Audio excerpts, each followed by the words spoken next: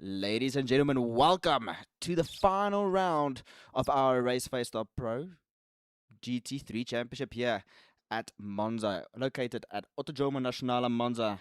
It is one of the oldest and most famous racing circuits in the world.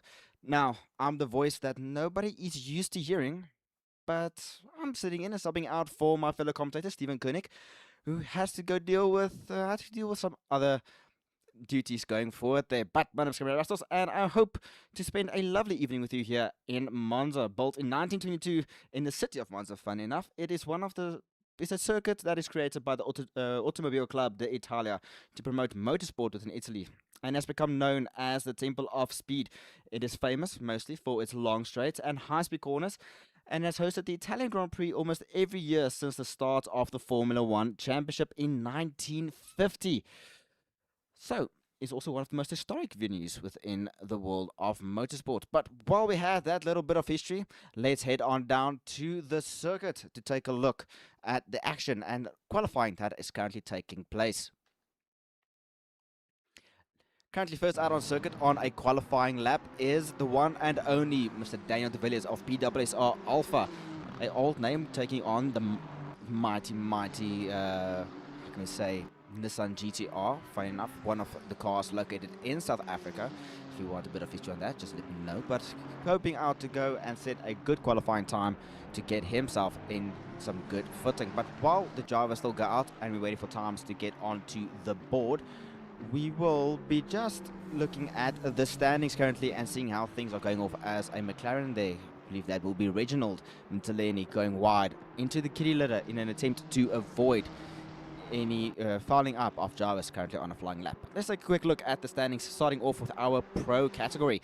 Leading the charge, Christoph Peterson with a total of 299 points. Now, last week he did not start at Monza, so did not score any points. The likes of Bego Grobler in second place to close on with only a gap of 15 points separating first and second within the class. In third place, we have Henry Platt, followed closely in fourth by Mike LaRue as well as Jason Farmer.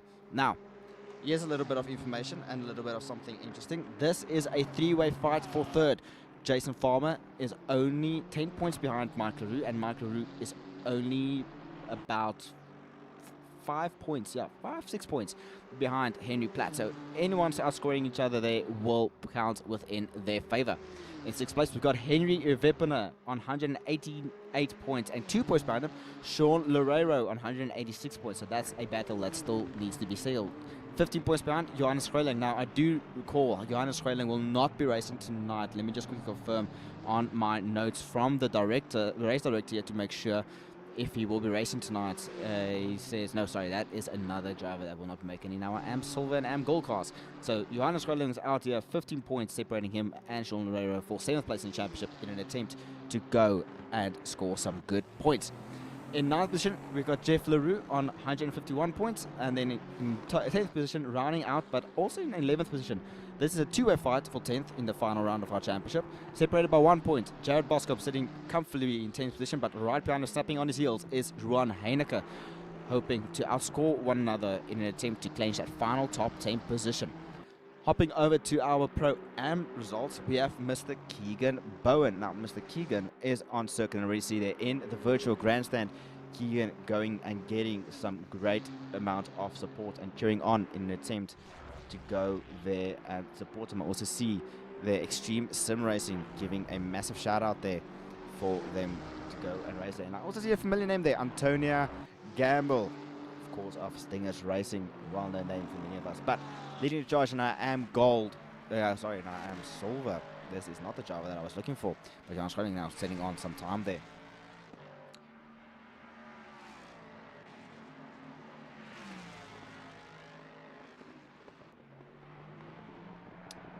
I do apologize for this. Some things are a bit still confusing here. So not everything wants to work out as it should. Currently leading the top of the timing tower is Mr. Christoph Peterson, but heading over to our Pro-Am standings currently, Keegan Bowen leading the charge and has snatched that championship trophy for Pro-Am clean from anyone else with a total of 332 points. A very bad result in round 17 dropped him into 13th I saw him finishing 30th in that category, giving the victory to his competitor Ulrich de Jager. However, he has such a comfortable lead, it does not have any form of impact. Griffin Boys, apologies to Antonio. So GSRT getting a shout out there for Jason Farmer. And then in second place, and second and third is a very close battle between the two of them. 8-point separation between Ulrich de Jager and Reginald Mitteleni. Reginald sitting on 224 points, but Ulrich leading the charge with 232 points. So a very close one there. But also in fourth place, hoping to make some moves, as well as fifth place, is Gerard Pretorius in fourth with 221 points. And in 15th position, as well as, I see now a lot of drivers. In fifth position, Benjamin Till, 217 points. But right behind them, Conrad Martin, hoping to score a lot of points from the drivers here and move some positions up, sitting on 212 points. In seventh position, we do have the likes of Anton Lammers sitting on 183 points, seventh place, hoping to outscore Graham Kelly in eighth position, currently standing on 173 points. Then another little battle there also between Jonathan Chrislet sitting in ninth position on 167 points. And then again, it's a bit of a theme going on here. The fight for 10th position isn't just three-way, it seems to be a good old-fashioned five-way fight. Christian Zitzman sitting comfortably in 10th with 147 points, but right on his heels, William Wentworth, 144 points. Vessel Voda in 12th, 140 points, and right behind him, 1 point separation, Jack Dart on 139 points. And Michael Berg also sitting close there, sitting on 132 points, so hoping to make some moves and outscore his closest championship rival in an attempt to outscore many of the drivers. So a lot to play for the drivers out here tonight, as they all have to go and make some moves in an attempt to outscore one another to go and really make it work for them.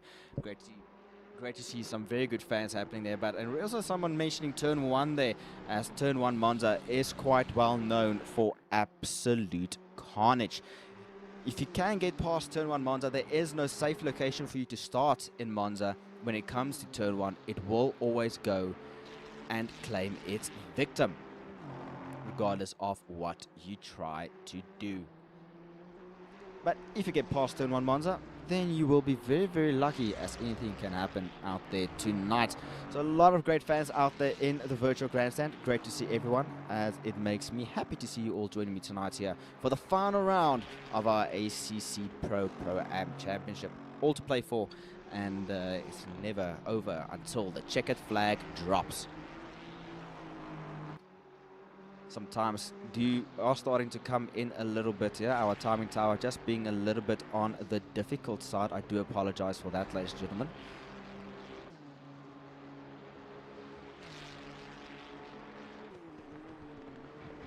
Of course, nothing going well once you get shoved into the spotlight when it comes to this. So that's always how things will go, no matter what.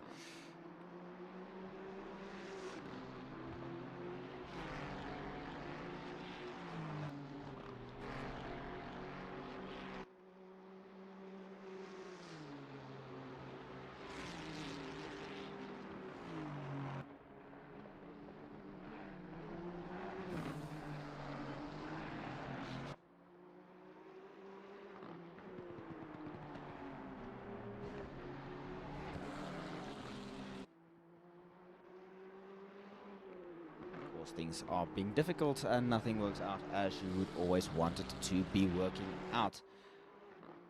As we approach the final 5 minutes of the race, we do have Christoph Peterson leading the charge as well, and Henry Weppener right on his heels. Belger Grobler, his closest championship rival to Christoph Peterson, is sitting in third, with Jason Farmer in fourth, and Daniel de Villiers hoping to stir up the entire field, sitting in fifth position there, hoping to make some good moves. Rowan Heineke currently on screen, sitting in sixth position, with Mike Leroux who's also in that fight for that top second step of the podium, sitting there in seventh position with Conrad Martin in 8th position. Henry Platt rounding out our 9th position, and then LaRue sitting in 10th position. Boscom is in 11th, but our first of our Pro-Am is Conrad Martin, hoping to stamp a bit of an authority there, even though there is no threat to him currently from anyone behind him. Keegan Bone in 12th position, followed by Pretorius in 13th, as well as Dart in 14th.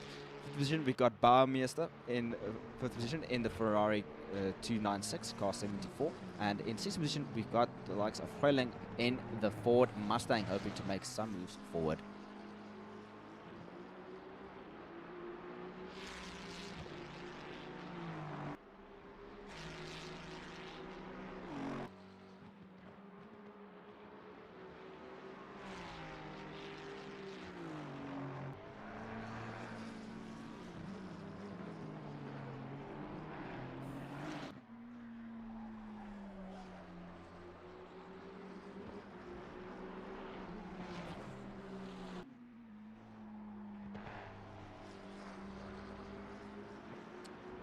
Once again, I do apologize for the lack of timing or camera switching there. It looks like some of our technology is failing us once again, and nothing will want to work, of course, for when a newbie, well, not newbie, but someone comes in and tries to just assist out with some things here.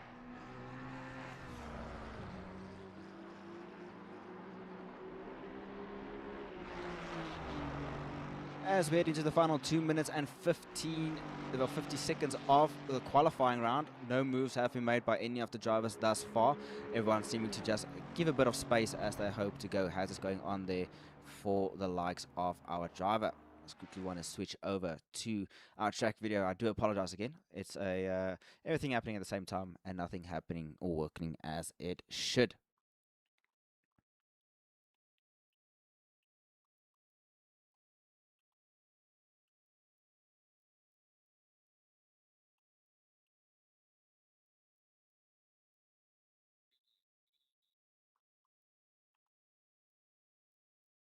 Okay, there we go. Now it seems to be working how I want it to be working for us, ladies and gentlemen. So let's get back down to business as the drivers are in the final few minutes. 2 minutes to go for our qualifying. Daniel De Villiers now currently sitting there. Crystal Peterson, I can finally give some times with a 1:46.690. Herman Weppener sitting on a 1 minute 46.735, and then Mike LaRue right on his heels with a 1:46.825. Daniel De Villiers on screen with a 1:46.850, and then in 5th position, currently in the pits, not going out for another qualifying lap, is Ruan Heineke on a 1:46.955. Vega Grobler having to put in a bit more power in that Ford Mustang in an attempt to improve on his 1:46.967. And then right on him, Jason Farmer having gotten support from Antonio Gambo here in the virtual grandstand with a 1:46.997. All the drivers still currently out on circuit. Few of them currently out and improving. All eyes turn to Reginald Mitteleni, currently 8 tenths up on his time as he heads into Parabolica, hoping to have the McLaren just hook up beautifully for him there as he exits it and then runs his long straight down towards the start-finish line, seeing what time he will be. Still currently up 8 tenths. Is he going to improve? He does, but not enough. Only moving up 2 positions. Donnie Steenkamp, unfortunately, the driver, no, sorry, Donnie is not one. I'm confusing Donnie Bosch in the other server there. Donnie Steenkamp getting travelled back all the way to the back of the grid. Graham Kelly now also sitting in the pits, having done best that he can. Currently out of circuit, the next driver that is the most up on his time, Vessel Voda, currently in 23rd position in the mighty Mercedes AMG GT3 Evo of Gramolias Racing. Having dropped a bit of time, exit out of the second Lesmo, now needing to put his head down to get through a Scar chicane as best as possible in an attempt to prove. Dropped a bit more time there again, 2 tenths down on his current time, as we do see checkered flag coming out for the drivers. Not able, those who have not started qualifying lap will not be allowed to improve there. So let's go 2 tenths up, currently still the only driver on the circuit up on his time, 2 tenths, still holding strong and hoping to improve through the Parabolica for the final time for Vesavoda in qualifying. Gets a bit loose there in the middle of the corner as he got back on the throttle to get the car to rotate in. Steps out a bit there, but still improving. Didn't lose much time. Improves only by 2 tenths. Does have enough to move him up 4 spots. That will be well for his podium, for his championship hopes in his fight with his fellow drivers. Jared Boscombe of Team Wolf, hoping to move, was up on his time. Fortunately, seems to have dropped it there. Keegan Bowen, who just in front of Jared Boscombe. The only driver out currently a 10th up on his time. Dropped it, unfortunately, there in the second Lesmo. Not able to improve. Further back, in the back of the pack, Dani Steenkamp, as you see him cross the line, 3/10 up on his time is enough to improve. It is, but not enough to move him up anymore. Reginald Mitteleni, we saw him cross now.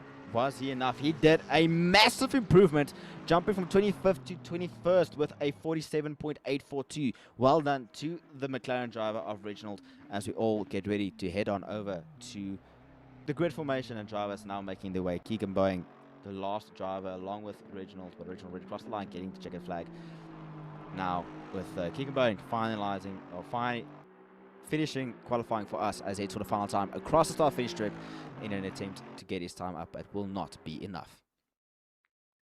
So as we wait for the drivers to get onto the grid and get themselves sorted, let's take a look at the racetrack that they have to take on tonight. They start on the start-finish lane, already start, then head into the first chicane. A hard left and then a hard right. Cars will be crawling, and then they go into Curva Grande, then into the second chicane. A lot of, again, slowing down. Then it's a bit of a shuffling and being patient on the brakes and how you want to move. You don't want to send a move just yet going into the Curva de Lesmos.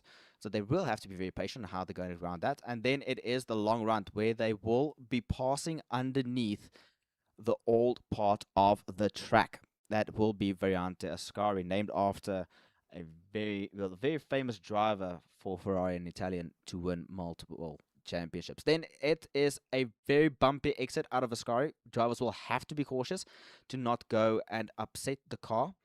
Otherwise, the car will be bouncing around and unfortunately can cause spins. I do believe tonight we will see a few drivers going out and unfortunately losing it on that curb, as it is not always consistent to go through it, the car getting very unsettled. Long run, you have to brake very hard for the Curva Parabolica, and that will be concluding the Temple of Speed lap around here at Monza. If you do see that, there is a bit of the outline for the old circuit not being used anymore due to its extremely high banking and very tricky and very bumpy surface. But with 1 minute to go, drivers are all now gridded onto the circuit, getting their final checks done, helmets on and doors being closed, drivers getting ready to go around for a parade lap. So it is the full circuit formation, allowing drivers to generate heat by braking, moving around. You will see a bunch of drivers going and wiggling around in an attempt to go bring some heat into the carcass, as well as the brakes of the tires and the discs themselves. Now, drivers have 2 stops they need to complete tonight, meaning they can either run to halfway, drain the tank, and then stop again right at the very end, or start light, get splash little done at the start, and then just pit halfway through again. We've seen throughout the years many different strategies on how drivers will be going to do that, as we do here the drivers firing up the cars. See if we can get a bit of an onboard for the drivers as we head onto the dash of the mighty Mercedes AMG GT3 Evo, as the final 2 seconds for warm-up or pre-race has ticked past, and drivers are now going to start their warm-up and preparation lap. The Mercedes firing to life as Christoph Peterson sets off to go and win the championship fight. But he needs to be mindful. Michael Roos sitting comfortably in second position. But while the drivers are going around, let's go a bit on our TV cam as we go around here. Currently leading the way, Christoph Peterson sitting in first position. Right behind him, we've got Mike LaRue moving around for VXR Greenspeed Innovations Racing. Good fights from this driver throughout the season, from what I've heard through the grapevine as well as from streams. But in third position, Daniel the Hitman de Villiers in the Nissan GT-R Godzilla for many of our drivers out here. A car that he's grown very much fond of throughout the years and hoping to make some moves for PWSR. Fourth place, Herman Weppener, hoping to make moves for Extreme Racing and Extreme Sim Racing. And then in fifth place, Jason Farmer for GSRT, hoping to make a move there also. In sixth place, we've got Ruan Heineke, followed closely by Bego Grober. Bego will be hoping to really make some moves going up, as this is not where he would have wanted to be in his fight for that championship. In 8th place, we've got Jeffrey Leroux of GSRT to also go and make some moves. In 9th place, Henry Platt in an attempt to go and shuffle some privates as they're all head on up. Do you see a driver dropping down? Reginald Mitteleni, 21st, starting from the pits. But in 11th place, Keegan Bowen, 9th place, sorry, Conrad Martin is our leading goal, our Pro-Am driver, as he is hoping to score some points there. In 11th place, Keegan Bowen, our 2nd place Pro-Am driver. Jared Boscombe in 12th position, and then followed by Chris Baumeister and Gerard Pretorius in 14th position. Jack Dart is in 15th position, followed by Johannes Schreiling, rounding out our top 16. 7th position, we got Wessel Voda, followed by Dylan Hall. Great to see Dylan make a return after a bit of a hiatus from racing. In 19th position, we've got Michael Berg, followed by Ulrich Jager, rounding out our top 20. Now, Ulrich has a lot of move and a lot of work in front of him to do in an attempt if he wants to go and make any form of moves towards that championship title. In 21st position, we've got Jonathan Trislet, followed by Sean Loureiro and Graham Kelly. Benjamin Till also rounding up in 24th position, followed by Christian Zitzmann and then Donnie Steensgaard. Of course, General Mitteleni sitting in the pits, hoping to avoid a bit of drama going into turn 1. The McLaren fired up and ready to go for green lights racing to drop there. But drivers making their final way around, exiting Ascari. They will now be lining up side by side. You'll see them dragging brakes. Christoph Peterson, you see the rear tail lights of the Mercedes lit up as he is attempting to go and generate as much heat as possible for the tire go. There is a bit of weaving to go around for that. Drivers now getting the call from race control saying, okay, calm it down. Let's get ready for some racing. Take a look at this rear view. This is from our lead car. Christoph Peterson, look at that back of the grid, the pack lining up, ready to go, aching to go to kickstart our final round of ACC GT3 Championship Season 25 here at RaceFace.Pro, proudly brought to you by EG Evolved Racing Simulators. They have everything for you, from flight to racing sim, whatever floats your boat. But exit of Ascari. Look at that shot, ladies and gentlemen. Absolutely beautiful. For the final time, we turn our lights to the overhead gantry. Drivers are eagerly waiting to go. It is red lights, red lights, red lights. Waiting, waiting, waiting. It feels agony for the drivers. But finally, it is green lights racing for our final round for Season 25. Christoph Peterson not hanging around, already cutting across the nose of Mike Root to cover off any form of attack, as well as the likes of Daniel De Villiers, hoping to go clean start for most of the drivers. They know contact thus far, but here it comes. Who is going to be the bravest? Already squirming, avoiding accident at the back. Christoph Peterson getting fouled up over the curb. Bagel Grobler, contact there in the background as he not Bagels, apologies. That was Henry Weppener getting shuffled around, not what he wanted to do, and now dropping back like a fly, absolutely falling out of contention. Side by side, Daniel De Villiers making moves on Christoph Peterson, not making life easy for the leader in the championship. As our timing tower finally updates all the drivers here. Jason Farmer in 7th position, making some moves there, but at least we got through turn 1 clean, smooth sailing. Daniel De Villiers leading the way, going through the first Lesmo. Hoping they're running wide. They have to be careful not to get any form of track cuts here. It will be hard, especially around Monza with its fast flowing corners. Lesmo 1 is definitely one where the drivers need to be cautious there in an attempt to not get any accident there. But lining up our towers, a bunch of contact. Car 87, car 75, 23, 193, 74, 33, 369, 88. A whole bunch of cars getting formed into a bunch of contacts, but nobody into the pits. But Daniel De Villiers leading the way, going through Ascari for the first time. Christoph Peterson sitting right on his rear bumper in an attempt to get a bit of slipstream. Take a look at this drag there. I love the shot, gentlemen. Just as we drop down below the bridge, underneath us, we just see the cars shooting past. Bagel Grobler making that Mustang as wide as possible, but very difficult with Henry Platt right behind him. Contact between car 88. A massive incident between drivers at the back of the pack. Might be a bit of argy-bargy racing there, but across the finish line for the first time. Dan De Villiers leading for PWSR Alpha. AC Patterson, that can only be the one and only... can only be the founder of PWSR is going and shouting out for his PWSR driver, hoping to make some moves here. But Conrad Martin into the pits. A whole bunch of cars into the pits, ladies and gentlemen. What is going on here? Car 69 also into the pits in an attempt to fix a whole amount of work. Johannes Schreiling, Michael Berg, Ulrich de Jager, a heap load of cars. Is this part of the strategy of how they will be attacking it? I don't see any damage to the car on that GSR car. So it might just be a bit of strategy. But Daniel de Villiers going into the first chicane, holding slightly. It's a 4-pack breakaway here, consisting of Daniel de Villiers, Christoph Peterson, Jason Farmer, and then of course Mike LaRue in the Mustang. Now I commented about it earlier on the AM stream, but the livery that absolutely is amazing for me is the VXR team deflayed from white to purple. Absolutely stunning. PWSR is one of the more dominant dominant teams that have implemented that strategy in the past before. But absolutely, but yeah, let's take a look here. Christoph Peterson right on the rear of Daniel de Villiers through Ascari, rumbling over the curbs. The Mercedes able to take their curbs a lot better compared to Daniel de Villiers. Daniel de Villiers need to be very cautious there with the Nissan GTR, but 3-way breakaway back. Mike unfortunately dropping 2 positions from where he originally started and not able to maintain the pace of where he was before. Hard on the brakes again.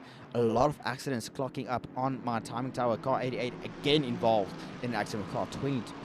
Let's see if they are still rolling around. Car 88 will be Jack Darts. That Mustang, that McLaren having a bit of damage on a few places there. If you take a look around here. So not easy sailing for many of the drivers as we head into the dusk here at Monza, with a lot of action still ahead of us. Daniel de Villiers still, had the fastest lap. Let's take a look at this, ladies and gentlemen.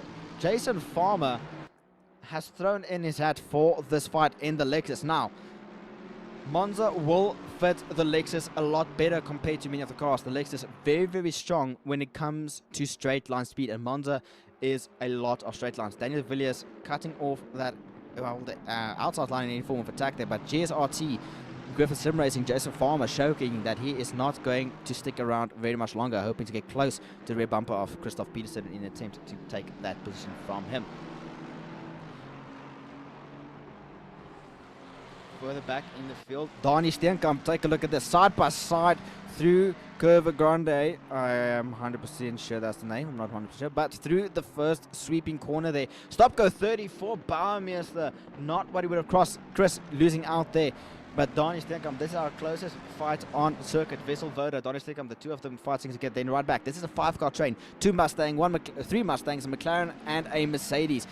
The front engines versus the mid-engine of the McLaren. Who will be the better? Currently a mid-engine, front engine sandwich there for Reginald Mittelini, who started from the pits and hoping to make moves going up forward.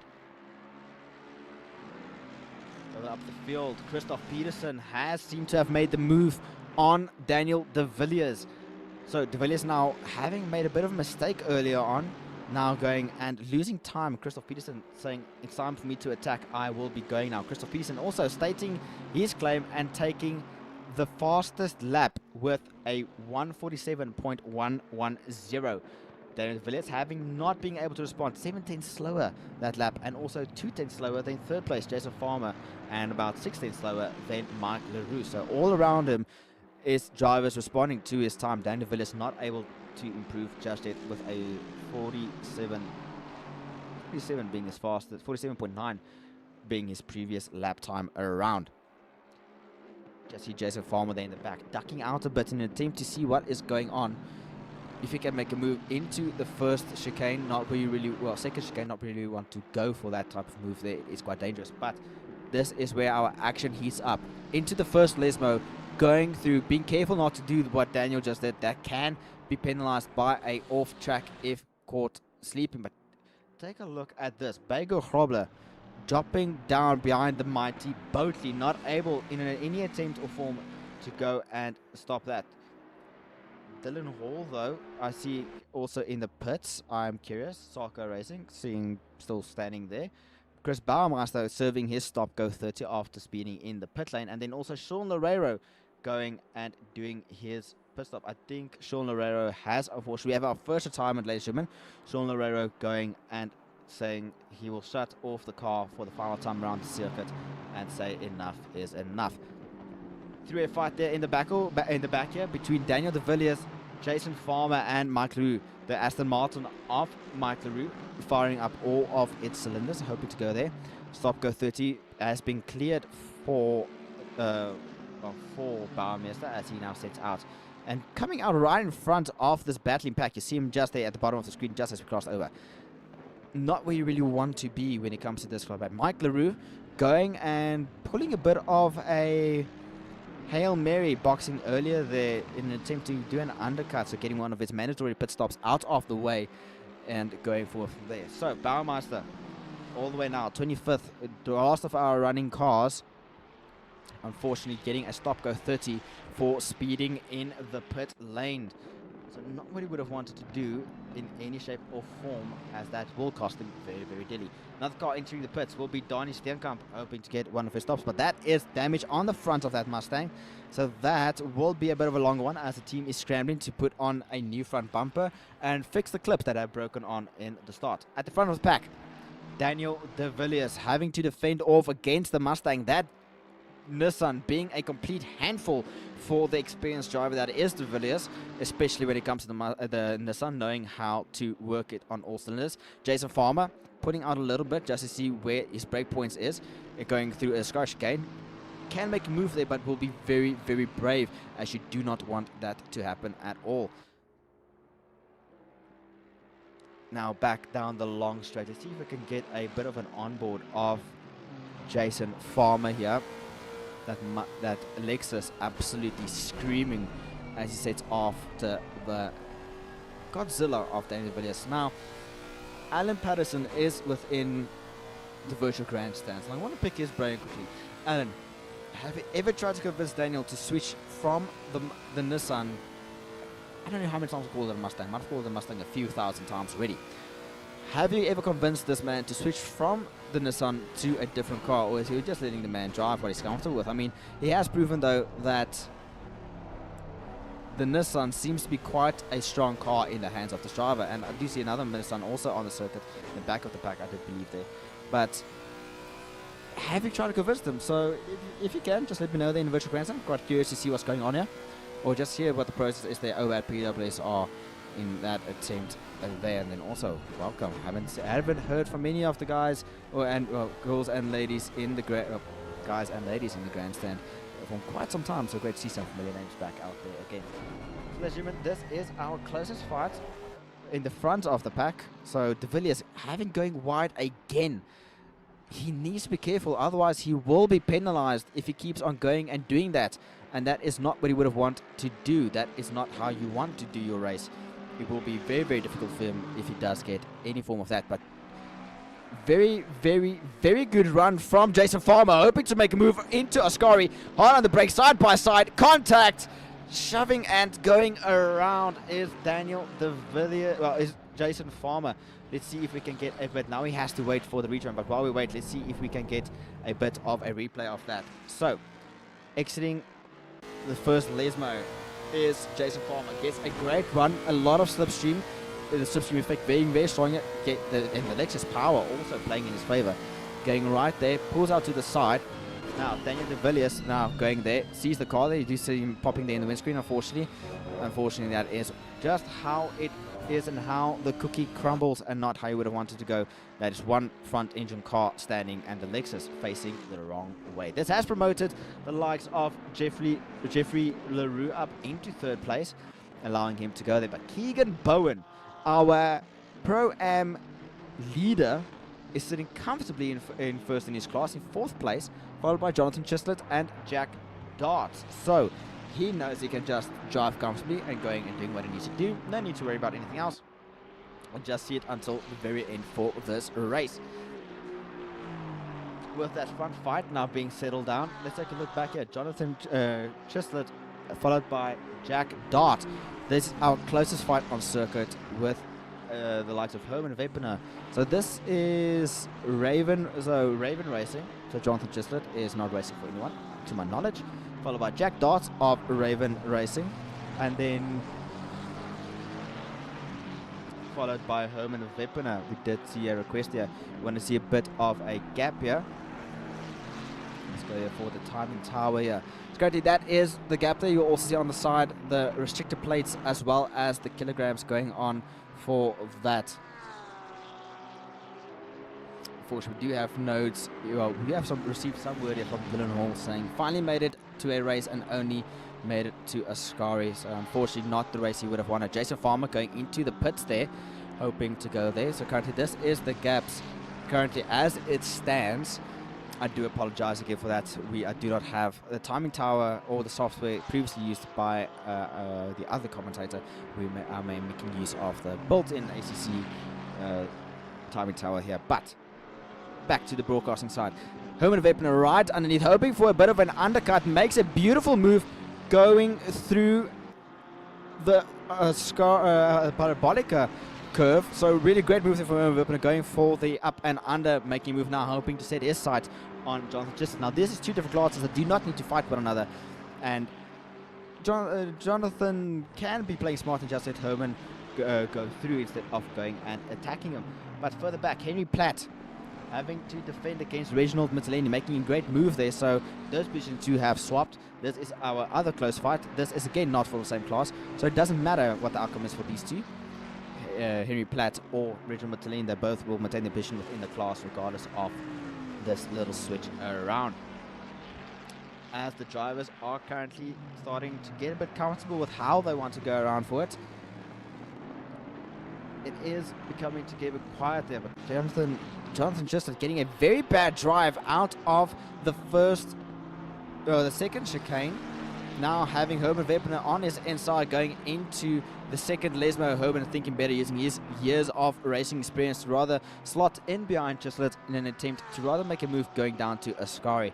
Let's hop on board into the helmet cam to see what he is going through here. This is Jonathan Chisholm. Let's jump back onto Herman. Herman not going full on attack just yet, being patient, knowing the race is long with an hour and 6 minutes still left to go on the clock. So knowing not to make any foolish mistakes in an attempt to get past it. But here we go. Parabolica is in front, a long straight in the slipstream, tucks in beautifully there. A bit far back is the likes of Jack Darts, so doesn't have to worry about any form of attack from the Raven Racing team behind him driver. So Holland brakes past the 100 meter boards, hoping to make a similar move to what he did with Jack Darts. Gets it done, and that has allowed him to go through. Jonathan Chisholm having nothing, going almost side by side across the start finish line. He will be fighting him tooth and nail in an attempt. That Aston Martin just having a better run and a lot better legs compared to the likes of Herman Wepner. Herman having to be very patient now. This has allowed the McLaren to close up that gap once again. Herman will definitely be speaking some very nice friendly words underneath that visor and within that cockpit of the Ferrari 296. Vega Grobler, another driver that is having a bit of a difficult time out there, hoping to make his move up the straight here. Let's see if I can find out if he has already done his stop. He has, I will say this, Christoph Peterson is the driver that has gone and still kept position. The driver that has lost the most amount of points will be Chris Baumeister, dropping 12 positions compared to anybody else. Our most positions gained is currently between 3 drivers. That will be Jonathan Chisholm, and then finally Christian Zitzmann and Graham Kelly. So these two are still fighting out there, the 2 Aston Martin drivers, hoping to make some good work with one another and hoping to have a little bit of fun also out there while they go racing.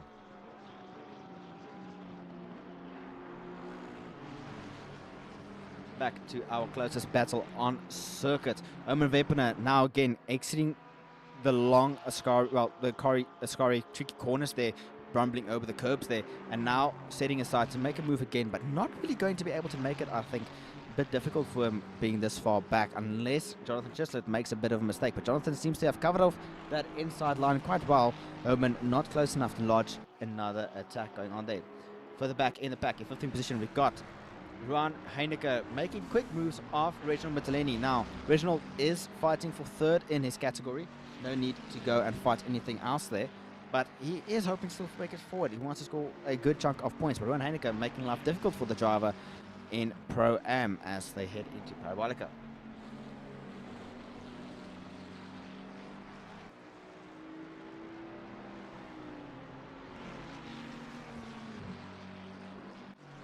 Further up the field again. Looks, it's a back and forth swing between Herman Wepner and Jonathan Chisholm. Both of them not wanting to really give an inch between one of them, as Herman wants to go up in an attempt to go and attack Jared Boscombe, which you hear that flat 6 of the Porsche just screaming there in the far distance. So really wants to make past the Pro-Am driver so he can go and maybe score a few extra points for his championship hopes as well. But Jared also really wants to score quite a good chunk of points there.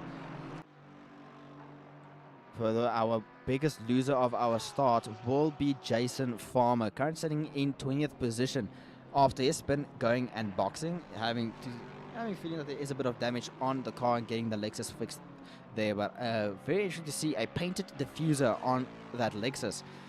Gives me almost like a surfboard vibe with a blue fin sticking out there. Interesting design choice from the designer of GSRT. But our driver that gained the most will probably be the likes of Mike LaRue.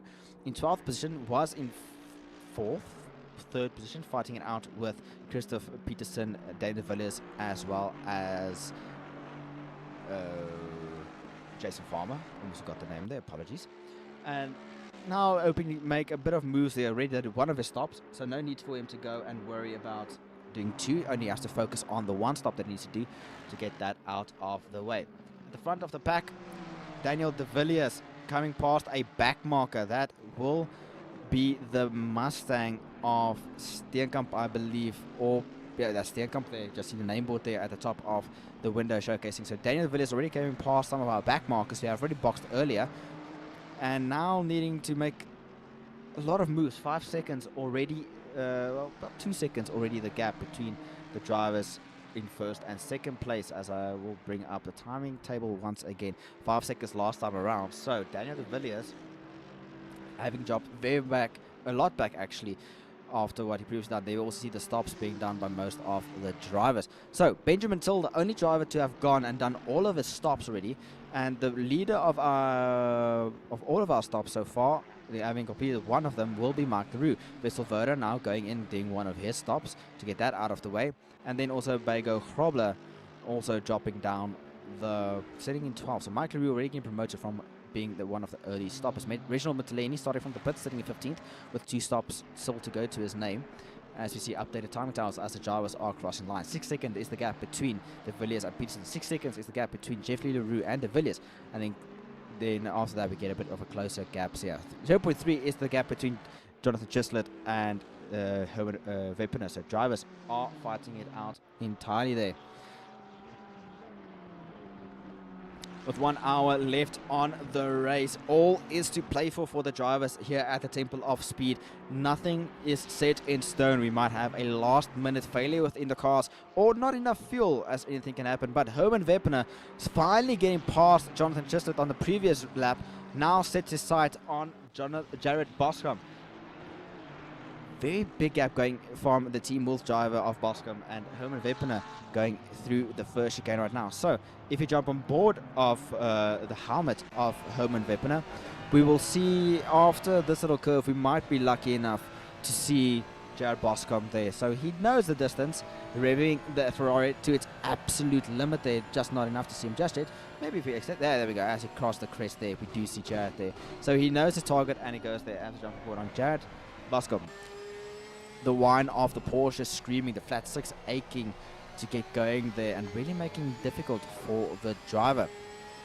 Keegan Bowen though is also getting a bit too close to comfort for well, not getting too close to comfort, just needing to be very mindful of how he will be attacking it and how he will be navigating the back markers that is coming up now here. So luckily he's still got some time to go as he mounts the curbs, the inch curbing for Ascari there and rumbling over those rumble strips. That little final rubble strip making very difficult for the Ascari exit there. But car 25, position 25, which will be Chris Baumeister, unfortunately being a lap down on his closest competitor. So Chris has a lot of work to do for himself before he's able to get any form of positions back.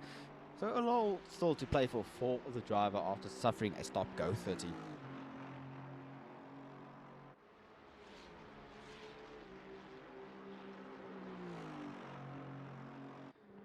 At the back, we do have Benjamin Till of Raven Racing Team now. Making a bit of a mistake now. Car 101 is not a car of position. That will be Christian Zitzman coming through to lap him. So he minded out of the way through Parabolica in an attempt not to foul up the faster coming car, which is excellent to see. And it's a little something that I normally always say on the stream is, and many of the drivers here will know that, but also for anyone new in the grandstand, and those of the grandstand that don't know, we do not follow the F1 standard of blue flag racing, meaning you have a certain amount of corners to mind out of the way. You do not have to go by. However, you can, you're friendly and reminded to rather focus on your own race and go forward from there. So you are encouraged to move over, to keep your racing line and just lift a little bit on the throttle if you're not in a fight, in an attempt to help facilitate the pass and make it earlier. But as we head into 7:30 p.m. at night, it is becoming a bit darker. The lights on the BMW of Benjamin Till firing up there, lighting the way and filling the mirrors of Christian Zitzmann in an attempt to just continue circling around there with the cooler air opting out there. We're already down 2 degrees from where we started. Qualifying happened at 17-degree track and air, and it's now currently 15 degrees track and 15 degrees air temperature with 0 wind coming across the driver. So there's no headwind, no tailwind, and no side wind. But Michael Berg of Racing Snails having a bit of damage on the front of that Bentley, with Donnie Steenkamp now making a move around the outside. Michael Berg dumping into the pits in an attempt to get the car sorted.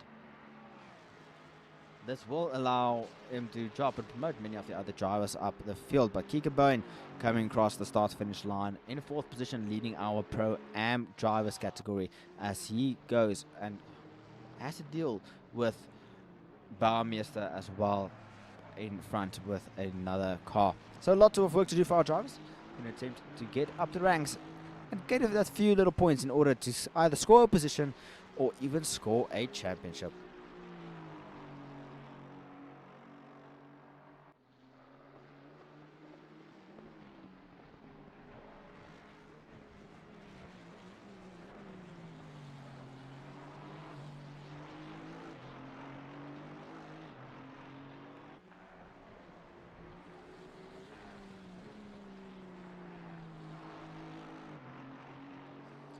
Let's take a quick look at what is happening at the front of our pack.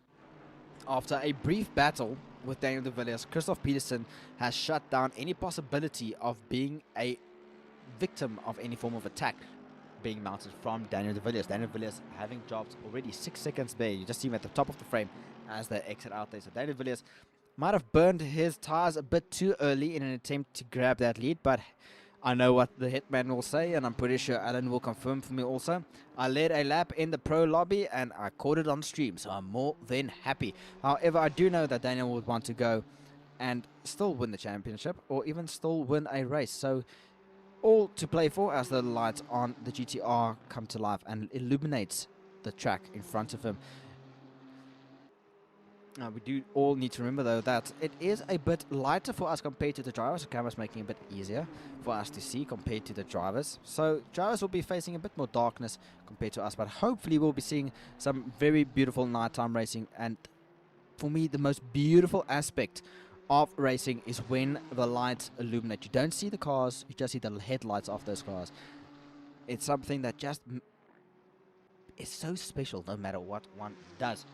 Jeff Leroux currently in 3rd position, coming through some of our back markers there. Donnie Steenkamp is there right behind him in there, followed by Bauermeister right behind them there. So 2 cars that's going to get some damage fixed. Of course, a stop car 30 for Bauermeister, meaning that he will be out of any podium contention for his class, but also hoping to just score a few points going forward there. And then right there in the back, you see Keegan Bowen there in the black and green Aston Martin Vantage. Not the V12, but the V8 spec, but also not the newest spec Aston Martin, one of the older ones. And I must say, the new Aston Martin Vantage is an absolute beauty of a machine, being just something else. Absolutely brilliant. But fast lap time update quickly. Only driver to ever dip within the 146.9s. And now staying consistently there, only 2 thousandths of a second slower on his last lap. Christoph Peterson in the Mercedes-AMG GT3 Evo has gone and set a 46.91. So really well done to the driver. Not hanging around and really making his moves.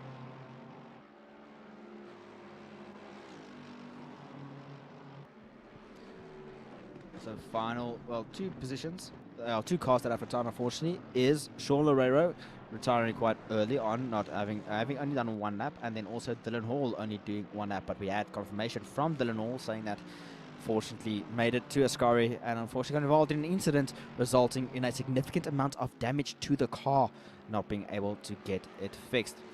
However, lap time updates. Daniel de Villiers did go previously, or 2 laps ago, did go and set his personal best lap at 47.287. Hoping to get that car down to his qualifying pace that he had previously in an attempt to go and attack Christoph Peterson. However, the gaps is stretching out a little bit more as we take a look here at our gap here. 7 seconds is the gap between de Villiers and Christoph Peterson, and then almost a 10-second gap between de Villiers and Leroux. However, the gap between Bowen and Leroux is closing is ever so slightly, with only a few back markers between the two of them. It is all to play for. 3 seconds is the gap between the two of them. 4 seconds back, and then Jared Boscombe, followed by Herman Weppener of Extreme Sim Racing, and Jonathan Chislett in 7th position, as we also go quickly for a rundown in the 42nd minute of the 42nd minutes remaining of the race. In 8th position, Jack Dart, followed by Graham Kelly, and then also running our top 10 is Christian Zitzmann. In 11th position, the front runner of our drivers that have pitted is Mike Leroux, having started 4th position, dropping down to 11th and fighting his way up. Probably see him pit halfway through the race, so his pit stop might be coming up quite shortly, already having pitted. In 12th position, we've got Bego Grobler, followed by Ron Heineke and then Henry Platt. Running out of our top 15 is the man that started from the pit, Reginald Mitteleni in the McLaren, hoping to make some moves going forward. In 16th position, we've got Conrad Martin, followed by Wessel Verder, Jason Farmer, and Ulrich de Jager. Running our top 20 is Dani Steenkamp. Further back, 25th position, Benjamin Till and Gerard Pretorius, followed by Johannes Schwelling, Michael Berg, and then finally a lap down, well, after serving a penalty now on the same lap as Michael Berg, is Chris Baumeister. No, he's got some fans out there in the virtual grandstand. New fastest lap for Christoph Peterson previous time around, a 46.902. Only driver still to be able to lap within that time, and the only driver to be able to do it consistently. He is not hanging around, not making it difficult, well, not making it easy for anyone to attack him. He has a very large gap behind him, and he will not make it easy. Car number 7 showing the way and why he will be crowned, or have been crowned, the champion for our Season 25 ACC Championship.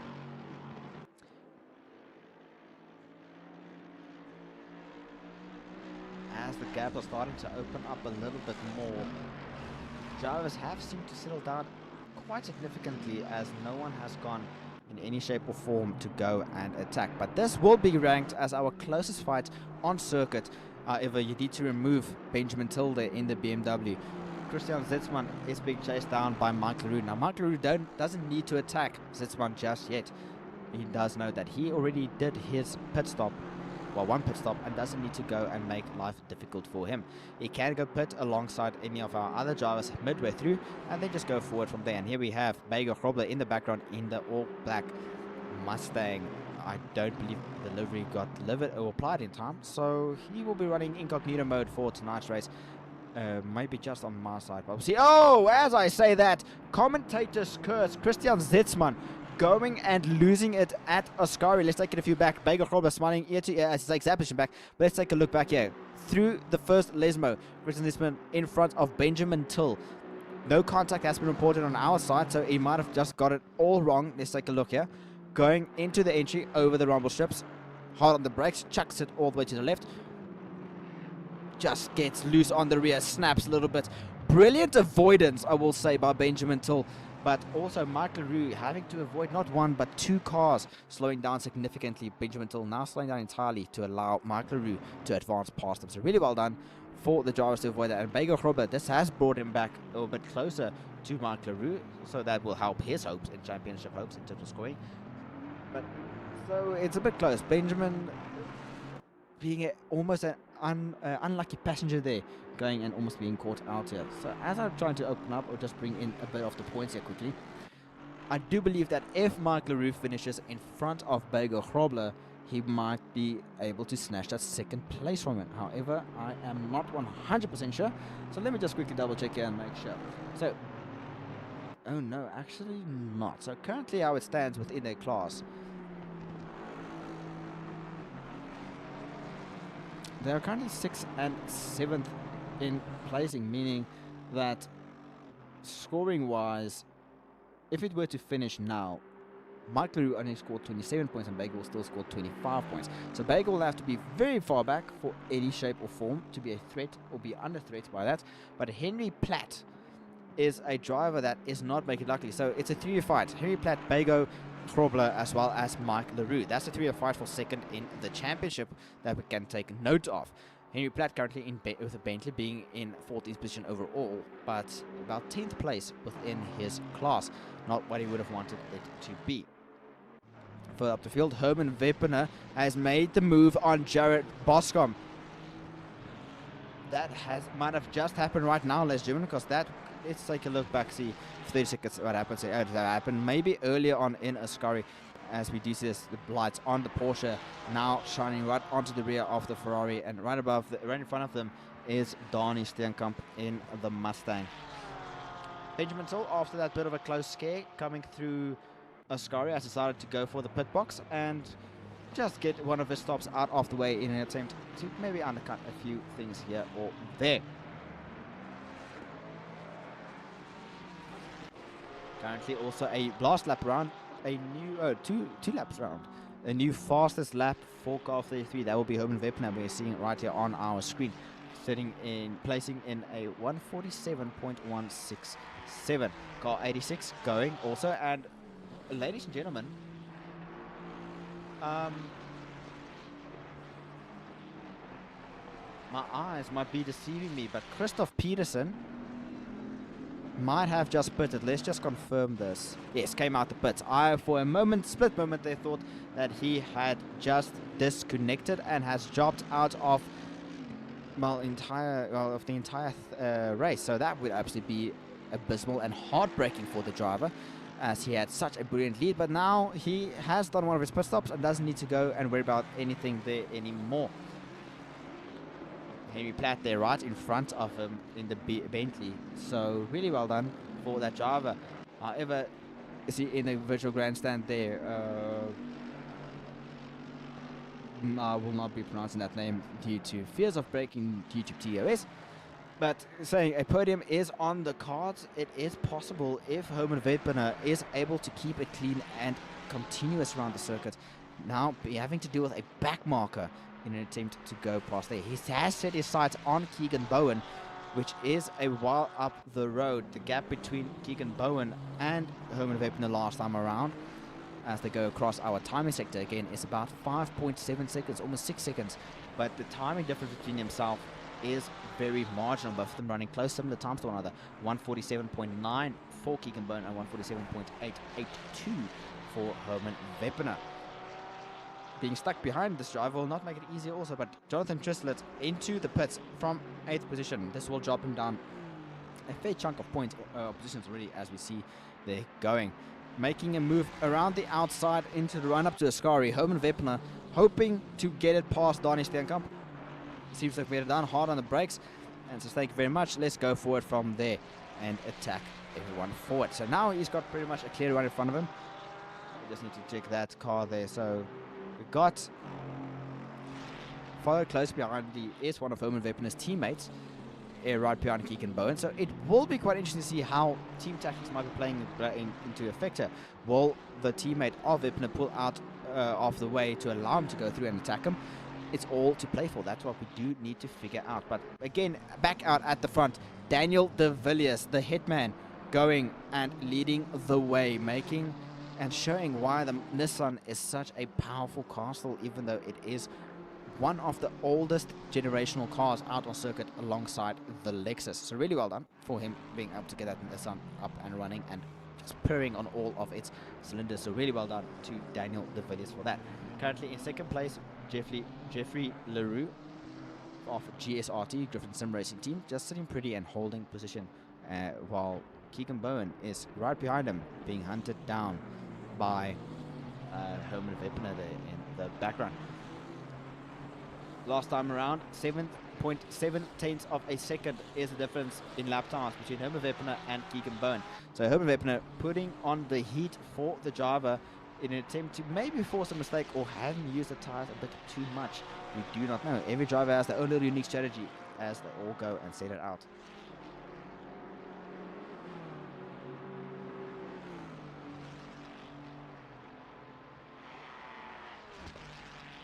I do, however, just want to bring up the timing sheet once again, ladies and gentlemen. So that might have been a very, very bad stop when it came to Christoph Peterson. He was in the pits for 1 minute and 8 seconds. That's about the time you take when you go for a full fuel and tires. We are not yet to the halfway point, so it's interesting to see he might have gone and missed his box. But Mike LaRue has done his splash and dash, so that will be out of question. He's currently our net leader of stops being completed already. He was stationary for 44.7 seconds, so that was not tires, that was fuel and go.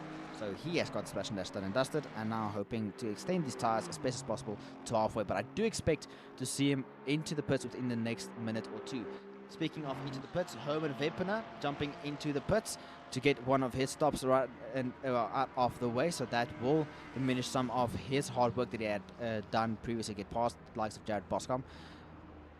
So also to play for this car, the car being shut off onto its jacks. We can jump into the helmet cam. Car just sitting on its ignition, waiting for the all clear from the pit crew to start the start mode today to fire up the car. So 30 seconds up on the jacks, trying to see how long he is. So 23 seconds already in the pits, stationary. Graham Kelly, they're also jumping into the pits as a car that just went through us, past the driver that we're currently viewing here. So 32 seconds done. Herman Weppener is still being a bit stationary. Dead car drops. 32.7 seconds stationary. So that does mean that he might have been sorting out a fair chunk of damage. So now crawling at a very, very slow pace as he finally gets off of it and is released free. Clear out on circuit pit exit. No traffic to avoid him or to bother him as he goes and sets his sight on chasing down Jared Boscombe once again.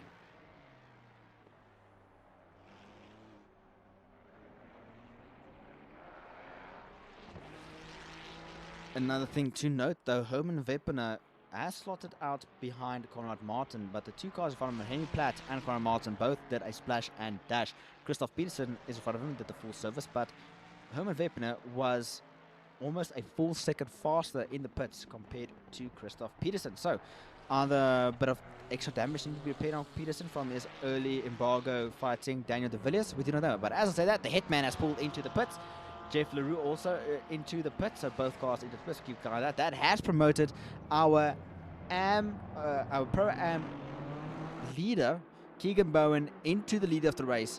And just seeing him there weaving a little bit. Keegan not having pitted just yet. I'm curious to see as to why he was weaving. To go and maybe get some heat into those tires as he now has clean air in front of him. But Daniel de Villiers, 32.7 is currently there. So tires have been changed, probably just dumping in a few bit of fuel, waiting for the trigger to get released. Their car drops, fires up and rolling. We also hear a Ferrari coming to life there. That pit stop was about a 1 minute and 10 seconds, 2 seconds slower than the likes of Christoph Peterson, and Jeffrey LaRue also exiting the pits very shortly, 2 seconds faster than Daniel de Villiers. So the PWSR pit crew making a bit of mistakes there and not really able to capitalize on anything. So this has promoted two of the splash and dashes early on in the race to make their move into third and fourth position. Mike LaRue and Bega Grobler, 41 and 44 seconds was the last stop, so that is definitely the splash and dash from pit entry to pit exit. So Mike LaRue of them now having it all to play for. Jared Boscombe sitting in second position for Team Wolf in the Porsche 99. I do not know what number it is anymore. Porsche needs to have another number come up for their car. It's a iconic car, but sometimes you do need to change the number. It's 992-2.2 Cup. I don't think it's the Cup car, but it's a lot of numbers, and the maths was never one of my strong suits on school, which is why I didn't pursue it in my daily career. You see a bunch of other pit stops coming into the pits. Kelly, followed by Joachim Mittelini and Steenkamp. Steenkamp will be getting his final stop out of the way. Let's take a look at the timing tower. Rian Heineke is the leader of all our pit stops being completed, followed by the likes of Graham Kelly. Mittelini also dropped off of his pit, so he's going to get past Ulrich de Jager as well as Ronnie Steenkamp. So that has cleared that all up. 2 drivers still needing to do, 3 drivers still need to do. Pit is Christian Zetzman, which is currently in 6th place, and as I say that, gets overtaken by Peterson, as I said, also is heading into the pits just now. Keegan Bowen still leading the way. That means only the two front runners are the drivers that still need to go and get their pit stops done. Mike LaRue pulling the trigger early, hoping to get his full stop done and dusted. Let's switch back to our live camera, moving our timing tower. So Mike LaRue going and getting his final pit stop out of the way. This will promote him to being the net leader overall on pit stops based, unless Christoph Peterson is able to pull a significant gap around, or Mike LaRue is even able to score quite a large gap compared to anybody else.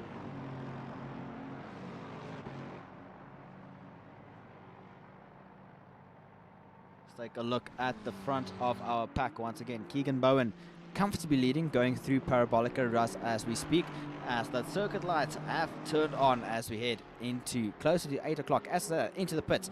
Keegan Bowen going and doing one of his stops, getting it done and dusted, repping that BritishGT.com header on the window. Follow right behind there, you see in the back shot, beautiful focus shift there as Jared Boscombe comes and pulls the trigger also. This will promote Bego Grobler into the lead of the race.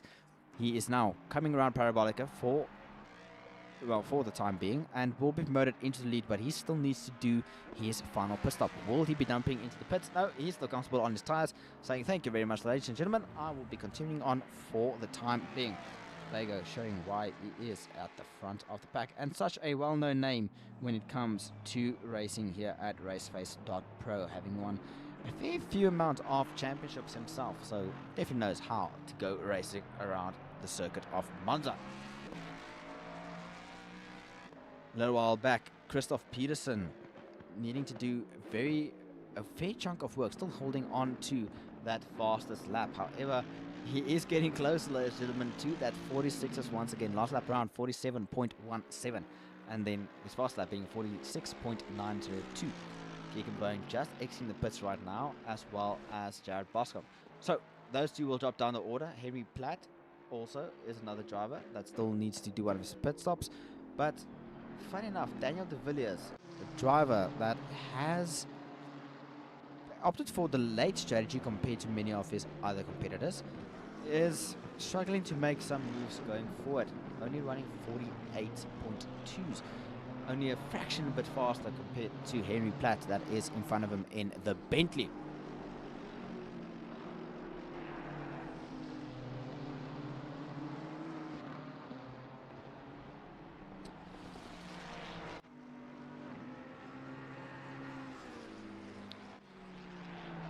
Currently out on circuit leading our Pro-Am class will be Conrad Martin in the 163. So he has done his one pit stop already. Christian Zitzmann in the pits, I believe, once again in an attempt to get his pit stop running. He had a very slow pit stop last time on, last year, a 1 minute 15. Don't know if that's because the Mustang needs a lot of fuel. Sorry, not Mustang, Aston Martin, a lot of fuel to go around once again, or just maybe might have missed his pit box a little bit and not gotten onto the jacks fast enough. Remember, this does not allow you to work on the car unless you hit your pit box perfectly. But running the slipstream is car 15, I believe, not 100% sure, 53, apologies, of 53 or 73. One of the two cars out there going and fighting it out there. But into the pits, car 20, that would be Johannes Schweilen, car 193. Sitting pretty right behind Conrad Martin. This will drop him down the order and promote Keegan Bowen back again into the lead of our Pro-Am class.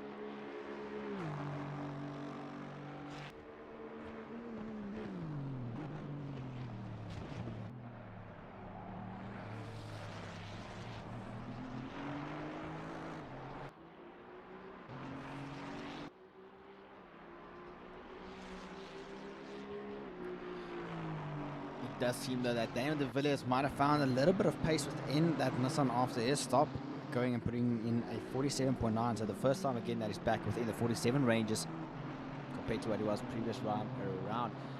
I'm trying to find out where Christoph Peterson is currently in second place, about 9-10 seconds back from Bego Grobler. So if we quick look at our timing table once again, 12 seconds is the gap between Bego Grobler and Christoph Peterson. Now, Bego already boxed and did his splash and dash. Christoph Peterson, however, still needs to do his splash and dash. So a full stop is about over a minute, while Christoph Peterson, a splash and dash is about 44 seconds, depending on when you go into the pits.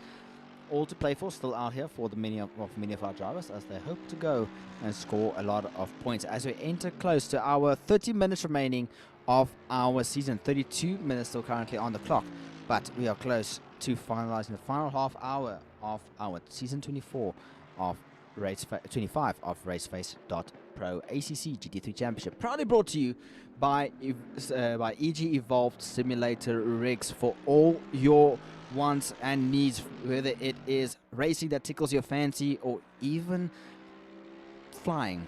They've got you covered. From motion rigs to cockpits, they got it all for you. Joysticks and steering wheels, pedals and rudders, they got it all. No matter what, they will be able to sort you out. Baker Grobler going into the pits. This will promote Christoph Peterson, or has already promoted Christoph Peterson up into the pits, or into lead. Baker Grobler doing another splash and dash. If my time, no, sorry, it still needs to update. Sorry, our timing tower on my side being a bit slow here. So, but as he goes, he exits the pits. 1 minute and 7 seconds, ladies and gentlemen. So previously, let's make a little bit of note. Baker Grobler did a 41 second splash and dash, and and now that a 1 minute 7 full stop go, so tires, fuel, and everything. Christoph Peterson in a 1:08 was stationary for entire pit lane for 1 minute and 8 seconds. So he needs to have a phenomenal final stint in an attempt to cover off Baker Grobler. Now, can't forget, Daniel de Villiers is still lurking around. Daniel currently in 12th position. I wonder if he has done his pit stop already. He has done both of his pit stops in quick succession, so that's why he's all the way down in 12th position, right behind Baker Grobler. But this played into the hands of Baker Grobler here. I have to take a look quickly on the timing tower. Baker Grobler has done his stops. He has overcut, the likes of Daniel de Villiers. But take a look at that, ladies and gentlemen. Mike Leroux, the driver that pulled the trigger earlier on, got his splash and dash done, and has done his full stop, is currently leading the overall net leader. So, Mike Leroux of VXR Green Speed Innovations Racing, absolutely doing great work now, and just needs to keep pace as he does lose it. As I say that, commentator's curse.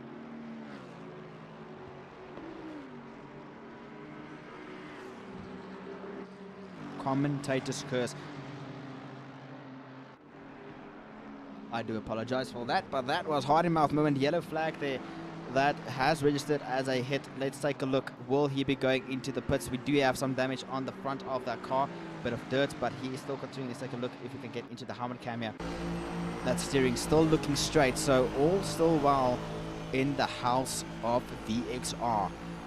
This will play out beautifully for this driver if he's able to make a few adjustments there as they head over to the first chicane, just jumping down the gears. But take a look at that. Car 15, that little knock has caused Baker Grobler to close right up to the rear of Mike Leroux. So a lot of work still to do for them. Herman Weppener sitting all the way up in 5th position, currently 4th position in his class. However, still needing to go and do a pit stop. Black flag being shown there. Curious to see for who this flag is. I wonder. Car. It is a McLaren in front, I believe, being shown the black flag. I'm not 100% sure, trying to see who the car in front of him is.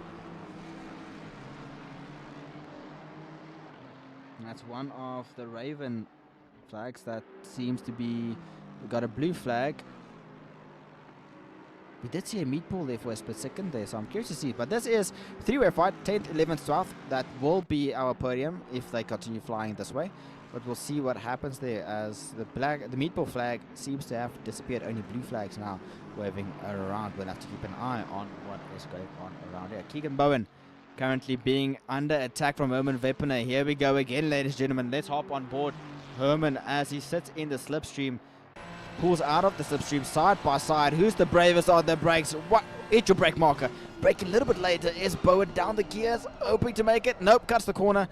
And will be getting a bit of a cut there. Will he be giving the place back?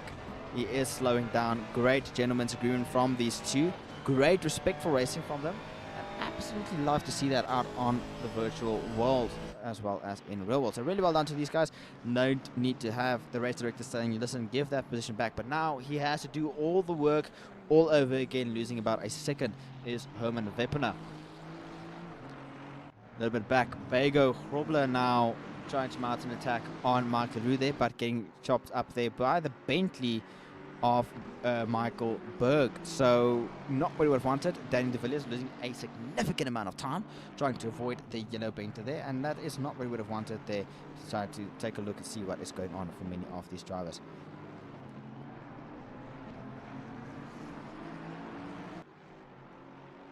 Taking a look back to Keegan Bowen and the fight here. I wonder what happened to Herman Weppener. Was there a spin? Going through the second chicane, might have locked up and seized the tires a bit, leading him to take the escape road and rather slowing down to get an off track. He only allowed 3 off tracks, or as I heard some drivers call them, speed tokens, in an attempt to not use one of them up and avoid a drive-through penalty or even a stop go 30, depending on what the stewards decide. So not what he would have wanted, but a personal best lap time has just come in for car 72, so that would be Gerard Pretorius going and setting a 147.735. Still leading the charge and comfortably is Christoph Peterson, able to run low 47s at this point in time. Henry Platt in running 48s, followed by Jeffrey Roux in 47 times. Taking a look at Mike LaRue and Mike LaRue, Bego Grobler and Daniel de Villiers. This is a 3-way train fight here. Fortunately, some damage on the front splitter of that Aston Martin. You see there, it's a bit cracked on the carbon fiber. Bego Grobler hoping, sizing up, not going to send it just yet, hoping to be in a better postal code compared to what most drivers do bravely, but followed side by side racing. Absolutely phenomenal, or just bumper to bumper. That is car 9. That will be Jack Dart, hoping to get out of the way for this 3-way fight and not foul up any drivers up anymore. But he's also allowed to defend, ladies and gentlemen. Yes, he's a different class, but he can defend to get that position, well, to hold that position. Remember, he will be losing 3 positions in 1 if he's able to not, if he's just letting them through. So he has to play smart. He's currently sitting 3rd position in his class for our Pro-Am division, followed by 3 very fast pro drivers who are all in a world of their own, hoping to gain as much points as possible, getting a bit loose, going through a second lesbo, hooking that inside curbing, getting a bit loose. Now it's a drag race towards Ascari. Will Jack Dart play fair as we enter the final 25 minutes of our season 25? Sitting pretty, all 3 of them. Daniel de Villiers sitting in the background, just looking to see what is going to happen, not wanting to get involved. The McLaren not really liking to go over those bumps, getting very unsettled. But if you catch it and tune it perfectly, it does work out there. But take a look at this. 2 move to the outside. Mike is getting past, Bego's getting past, and Jack says, okay, you guys go ahead. Slots right in between them and giving a bit of a slipstream to Daniel de Villiers. The Nissan hoping to come fighting back with all its strength.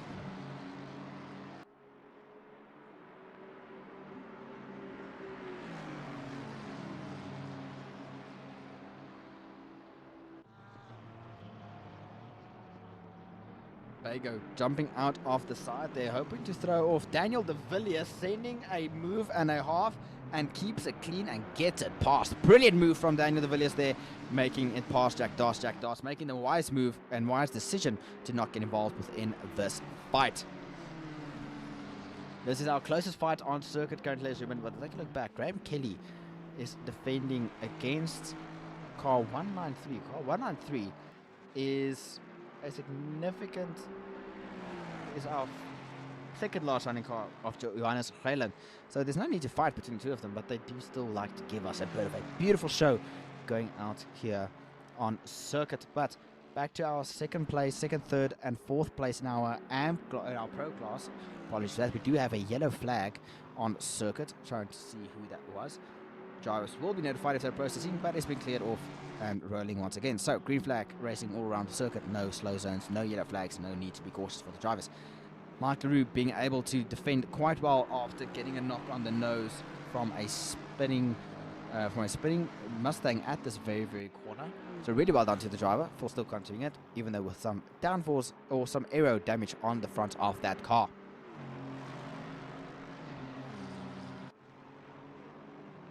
Daniel de Villiers losing a bit of ground towards these drivers, not really able to get it close, but Bego Grobler taking a bit of a wider line in an attempt to gain a lot more speed on the straight.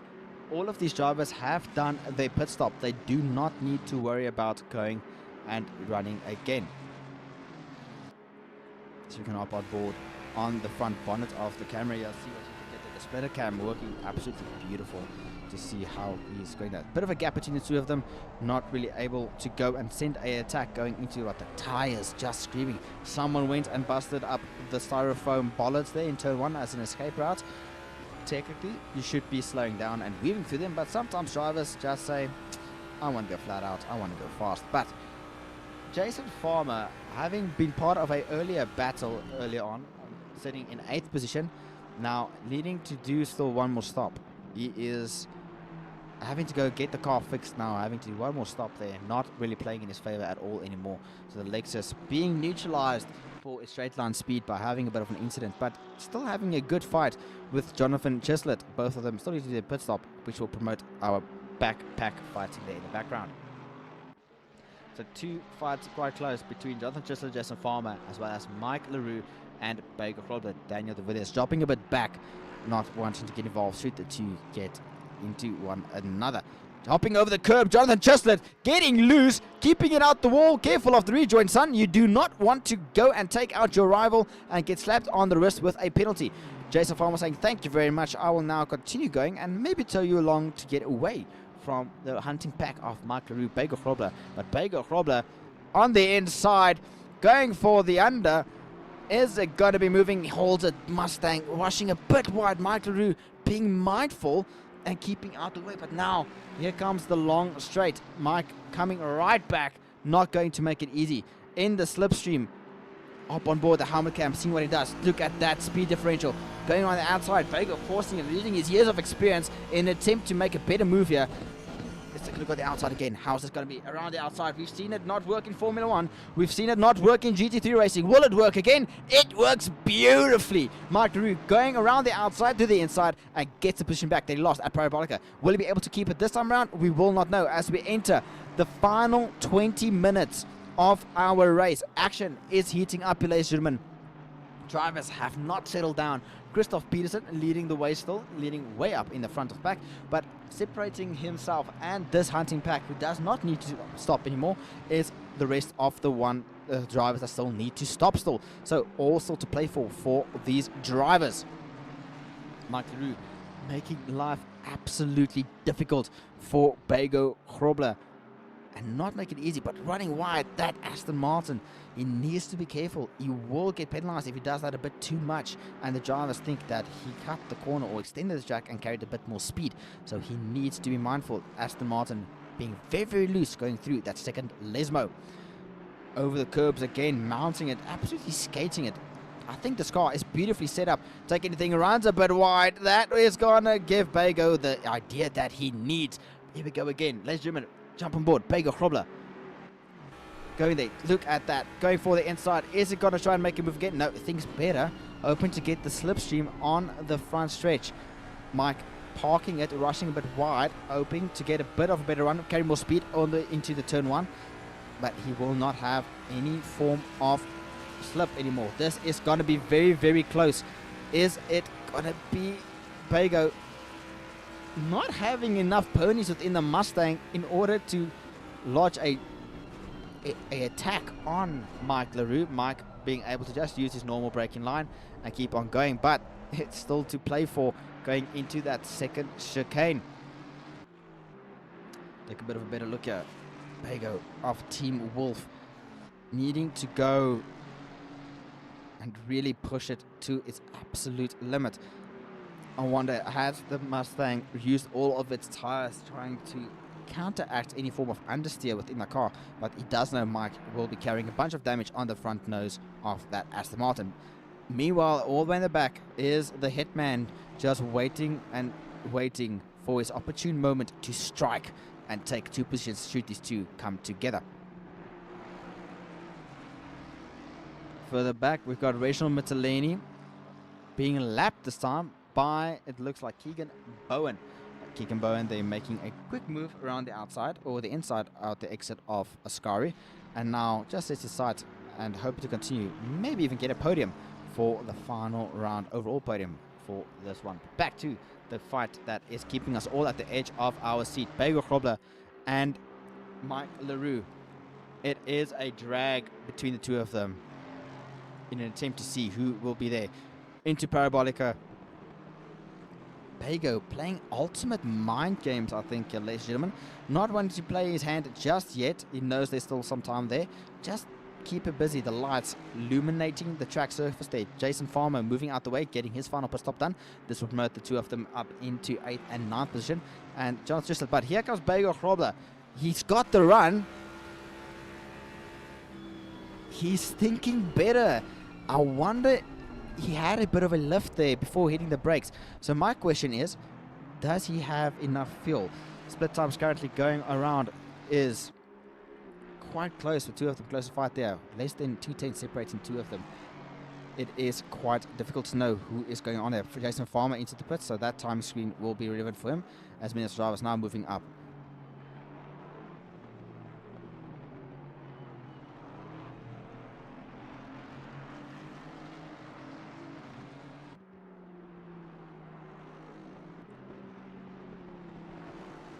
"15 seconds is the gap between Henry Platt and Christoph Peterson.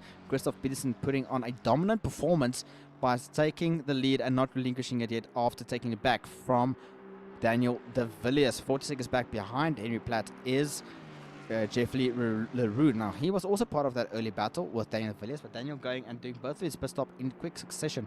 But he's quickly becoming under threat of Keegan Bone with a 4-second gap between two of them. Henry Verpiner also 4 seconds behind him, currently sitting in 5th position, but still need to box, which will drop him down the order quite significantly if that needs to be happening. But back on circuit, Bego Grobler hoping to get some moves done right underneath the big rear wing of the Aston Martin. Brakes a bit, taps it, not wanting to go and send it just yet. Maybe waiting, he's definitely waiting for an opportune moment to strike to get this done and dusted. Onto the front straight, Bego Grobler, Mike LaRue, who will be the first to brake. Is Mike LaRue mentally headstrong in an aggressive form of attack? Jason Farmer dropping down a significant amount of time as he now goes there in an attempt to get his final stop done after having to fix damage. Daniel De Villiers rumbling over the curbs there, unsettling the Nissan. Nissan not coping within these cooler temperatures of now 14 degrees. Not how it will be working out for, not how the Hitman or PWR would have hoped to go there.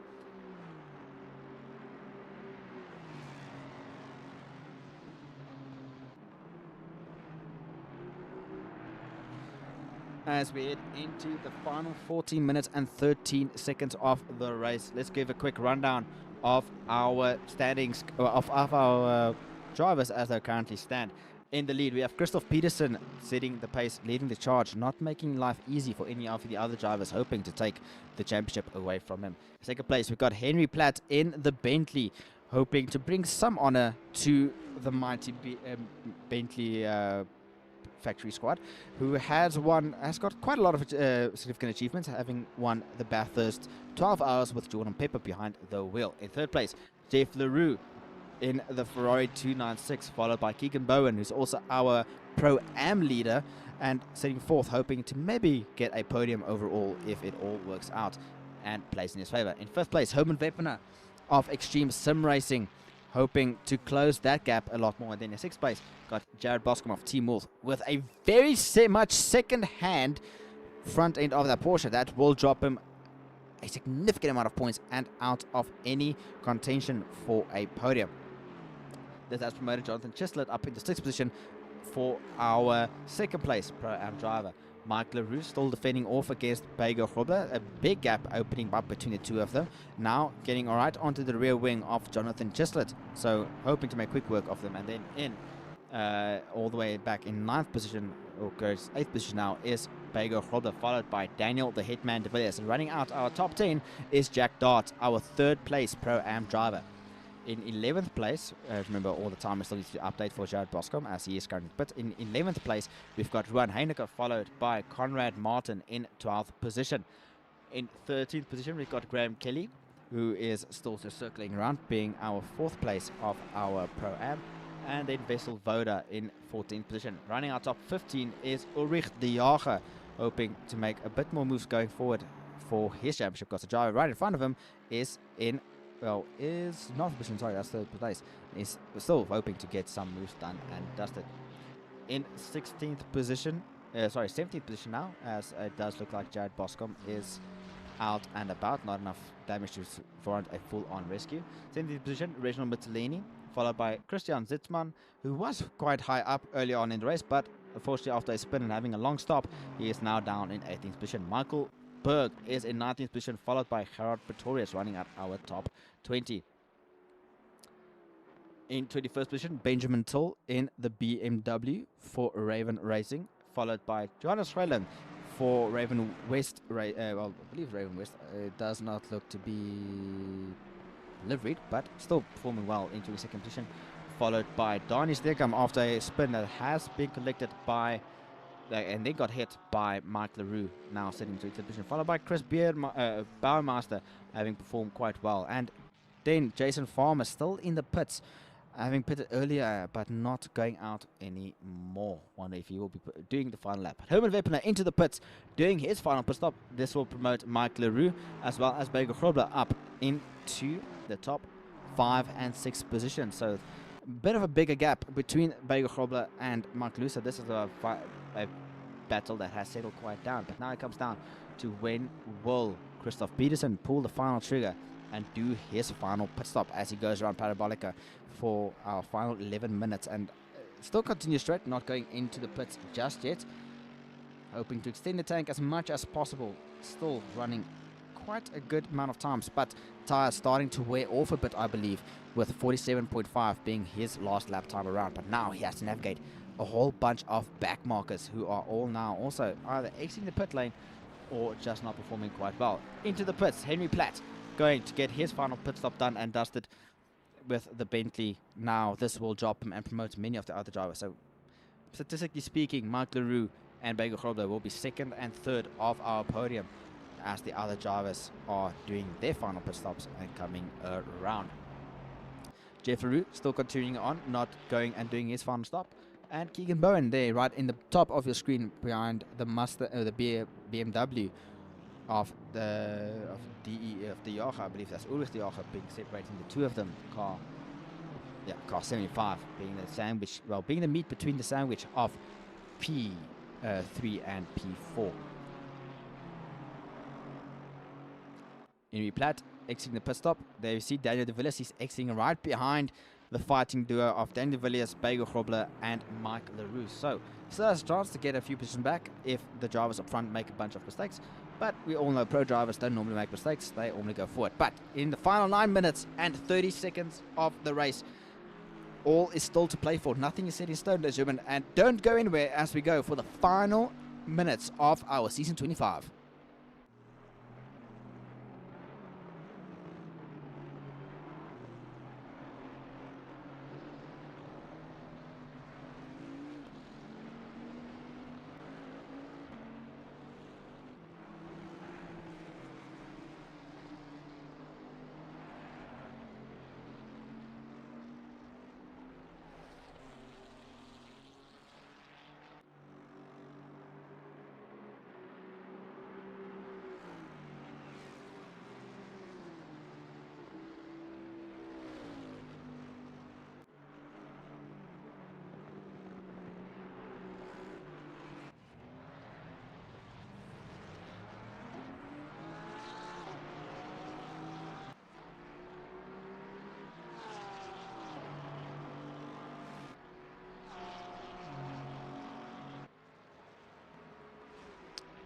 And we are back for the final 8 minutes of the race. We did kick off formation. Keegan Bowen into the pits to get his pit stop done and dusted, still leading comfortably for our Pro-Am class. Did get note though from Jason Farmer saying that the Lexus is having issues now, and with a BOP issue, their balance of performance that is being implemented to help keep the amount of time or performance of the cars the same one, but kick a bone up and down and done and dusted.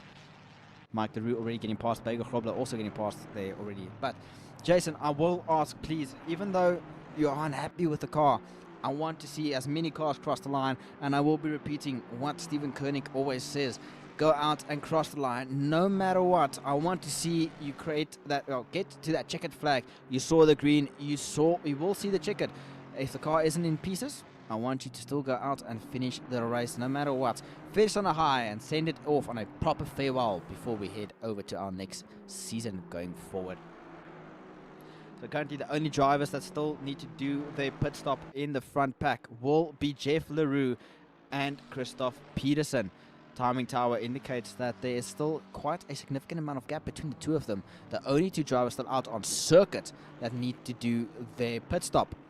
So a lot still to play for these two drivers. Baumeister moving up 1 point with Farmer being in the pit lane. So that will be in his favor a little bit after getting slapped on the wrist for speeding into the pit lane or being too early off of the pit limiter button. No favor being shown by the stewards regarding that decision. Christoph Peterson really comfortably cruising in front, not having to look into his mirrors in a very long time. The exhaust pipes of that Mercedes AMG Evo glowing as we head into the dark night of the Italian countryside.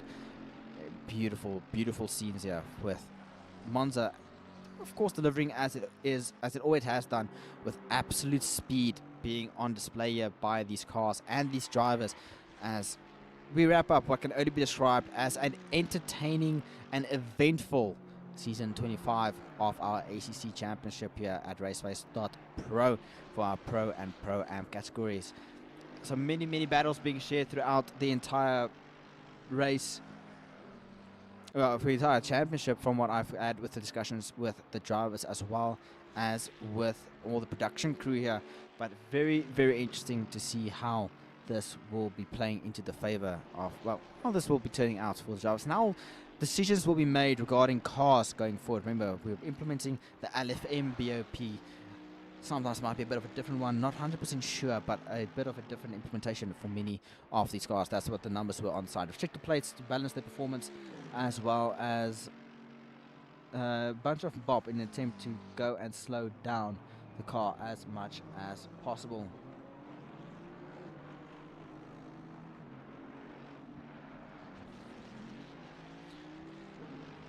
Final 5 minutes of the race. That is all to play for. That will be about 2 or 3 laps to go. When will Christoph Peterson go and do his final pit stop?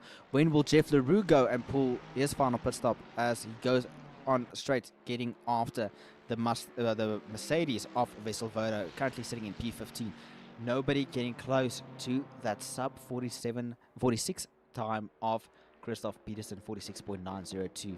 So really well done for him. It's all now in the hands of the pit crew for Peterson to see if he's able to hold on to the lead, or has Mike LaRue done enough in his charge to go and keep it back. But speaking of Mike LaRue, him and Bego Grobler's battle has dialed down a significant amount. Bego, after his previous attack, not able to have any more life within the tires and will not be able to attack him at all. Daniel the Hitman de Villiers not really showing any kind of pace ever since the start of the race, and has been dropping off ever so slightly. Still running 47s, don't get me wrong, still good times, but not really able to match any of the drivers around him in an attempt to fight back in any form, or any shape or form. So the Nissan being good at the start, but seems to have been shredding through his tires, or might be carrying a bit of damage depending on what is going around here. Christoph Peterson going through parabolic curve into the pits to get his final pit stop done and dusted. Now, where is Jeff LaRue? Jeff LaRue is going through the Ascari chicane. Mike LaRue is now coming through Lesmo, running to Ascari. So, Christoph Peterson still on the pit limiter, slowly, achingly crawling to his pit box while everyone is up to race speed. He stops, no jacks, well, gets lifted, but no tire changing will be happening. We're hoping he's quite slow. There we go. Car drops, fires up, and rolls. That was... Remember, he needs to be faster than a 41-second pit stop in order to make sure that Mike LaRue does not get him in any shape or form. And do your cars going on by. Jeff Leroux into the pits. Christoph Peterson, ladies and gentlemen, has done enough. 4 seconds slower, though, than what is needed to go, but it has gotten enough gap over himself and Mike Leroux and Bego Grolbe to mount any threat to him. Cutting across the pit exit line a bit earlier there, but it might have been deemed safe by the stewards, or by the stewards or race director, depending on what they want. Mike Leroux, though, now going into second place and dragging Bego Grolbe along. He has a back marker in front of him, though. That is car number. Trying to see what number that is. Zitzman, car 101, fouling up Leroux and being a bit of a spanner in the works, not making life easy for Leroux to get past, but hasn't also really promoted Bego Grolbe to mount any form of attack. Now it's up to Bego Grolbe to go, and that's Jeff Leroux, apologies, Bego Grolbe to get past Christian Zitzman, and then also Daniel the Hitman de Villiers. Final 2 minutes of the race. Final 2 minutes of the season. Christoph Peterson going underneath the old track there, the high banking of Monza, the speed oval that has made the circuit such a fun one in the old days. And now we have this beautiful masterpiece that is the Autodromo Nazionale Monza. A gem in motorsport history and a gem for any of the drivers. Take a bit of a cameraman, a bit of a camera shot for Christoph Peterson. Christoph Peterson, having been flawless this entire race and only having to fight at the start with Daniel the Hitman de Villiers, not really making quick work of it, as we do get final confirmation there from Jim saying leader is on the final lap. So keep it clean, keep it facing the right way, and you will be the winner there, Christoph Peterson. Further back, Michael Leroux, having a large chunk cleared over Bego Grolbe, who now finally gets past Christian Zitzman. A bit of a weird move there, but finally gets it moving, his move done, and gets up and running. 30 seconds to go on the clock. 30 seconds of season 25. That's all that is remaining. We've been treated to many, many great racing moments, close battles, heart-in-mouth moments. Can only be described as absolute skill of our drivers across all servers, both Pro and Pro-Am, as well as Am Gold and Am Silver. Christoph Peterson exiting the second Lesmo for the final time, seeing the banking of the old circuit for the final time. 0 seconds on the clock. White flag out officially. Checkered flag will be greeted for Christoph Peterson as he hits the curbs of Ascari for the final time. Exit it, rumbles it, keeps it clean, and it is a straight run for the champion of season 25, Christoph Peterson. The German coming and taking a bit of chunk out of South African pride through Parabolica for the final time as he exits, runs wide, and will be seeing the checkered flag. Christoph Peterson wins round 8 of season 25 and is champion of our Pro Division. Leader has finished the race. In second place, Mike Leroux, having to still do quite a lot of work, coming across the final line in second place. Will it be enough to get past Bego Grolbe? I do not think so. Bego Grolbe taking third and will be delighted with that. Daniel de Villiers, unfortunately not the race he would have wanted, but also is not something to be sad about. Great driving from the PWSR driver. His team owner will definitely be very, very happy with him.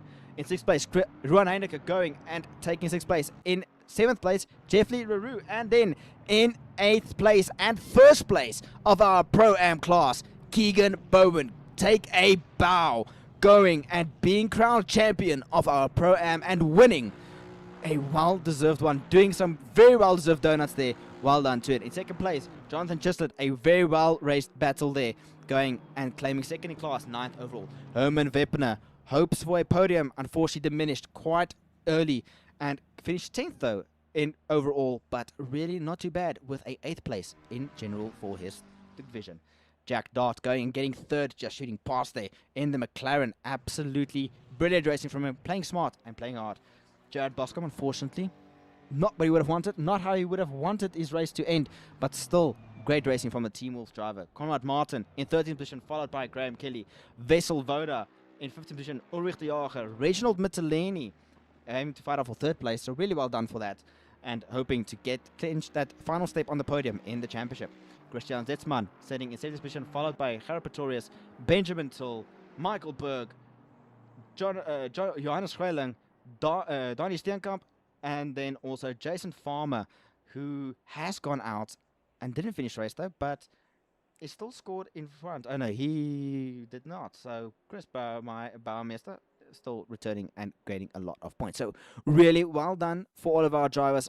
All I can say is well done to everyone out there. I'm looking over outside our commentary box, and I can already see that we already have some of the drivers getting ready to go and talk to me here. And honestly, wow, great racing. I absolutely honored to be able to view this final round with them and bring the action to your living rooms. But as we go and get ready for this, let's see if we can get some of the action from the race going around here on the circuit as we bring in our drivers to have a bit of a chat to us. Really well done to them all, and they can all be proud of a very very well done and hard fought battle.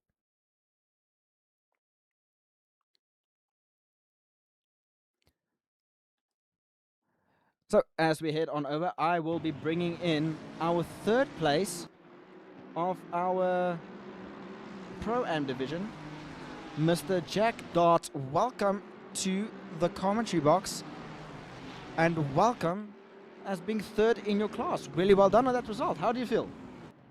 Oh, that was a hard race. I am very sweaty after that one. If one is sweaty after the race, that means you put in your all and you gave it your all. Take us through this. You, at one point at the end of the race, was pretty much a blocker in the road for our top 3 finishers, well, for our 2nd, 3rd, and 4th place finishers of our Pro Division. How did that feel? What was going through your mind regarding that entire process? Yeah, it didn't look good when I had, 3 or 4 people behind me who had already done their pit stops, but I was trying to catch the guy in 2nd, so I thought I'd send them up the road to try and catch up and slow him down a little bit, but it didn't work out that way, but still happy with where I finished. Well, you definitely played it smart there, and you definitely took home quite a large chunk of points to help with your championship battle, and you know where you wanted to finish in the championship, and you know who you were trying to beat within the championship. Did you accomplish that goal that you set out at the start of this final round, or how do you take that? I think I still missed out on where I wanted to finish. What's he called? The guy in front was the guy I wanted to beat, and I needed 10 points on him, so that hasn't happened. But still, from how I was at the start of the season, finishing at the back of the pack, to finishing on the podium in the last race, it's good progress. It absolutely shows great progress from your side, and it's always great to see drivers fighting their way up and progressing through the grid. But I'm going to give you the floor. You can give a shout out to whoever you want, and yeah, the floor is yours for your final time here in RaceFace.Pro Season 25 as 3rd place on our podium. Thank you very much. Big shout out to Keegan for helping me for a lot of this, getting me up to speed, and a big shout out to Jay. Jason Randall. I don't know where he finished in his race, but I hope he finished strong. Maybe even got another win after last week. But yeah, thank you very much. Well, it is always great to hear from the drivers, and again, drivers helping one another out. Jack Dart, I'm going to let you go. Celebrate with your teammate. Well done on a great result and absolute great finish in the final round. Thank you, man. So now I will be bringing in our Pro-Am champion, the man that was untouchable for this race, Mr. Keegan Bowen. Take a bow and welcome to the commentary box. Hi, Cameron. Thank you so much. Really appreciate the shout out. Well, it's my first time being able to interview you, if my knowledge recalls correctly. Normally it's Steven that interviews you.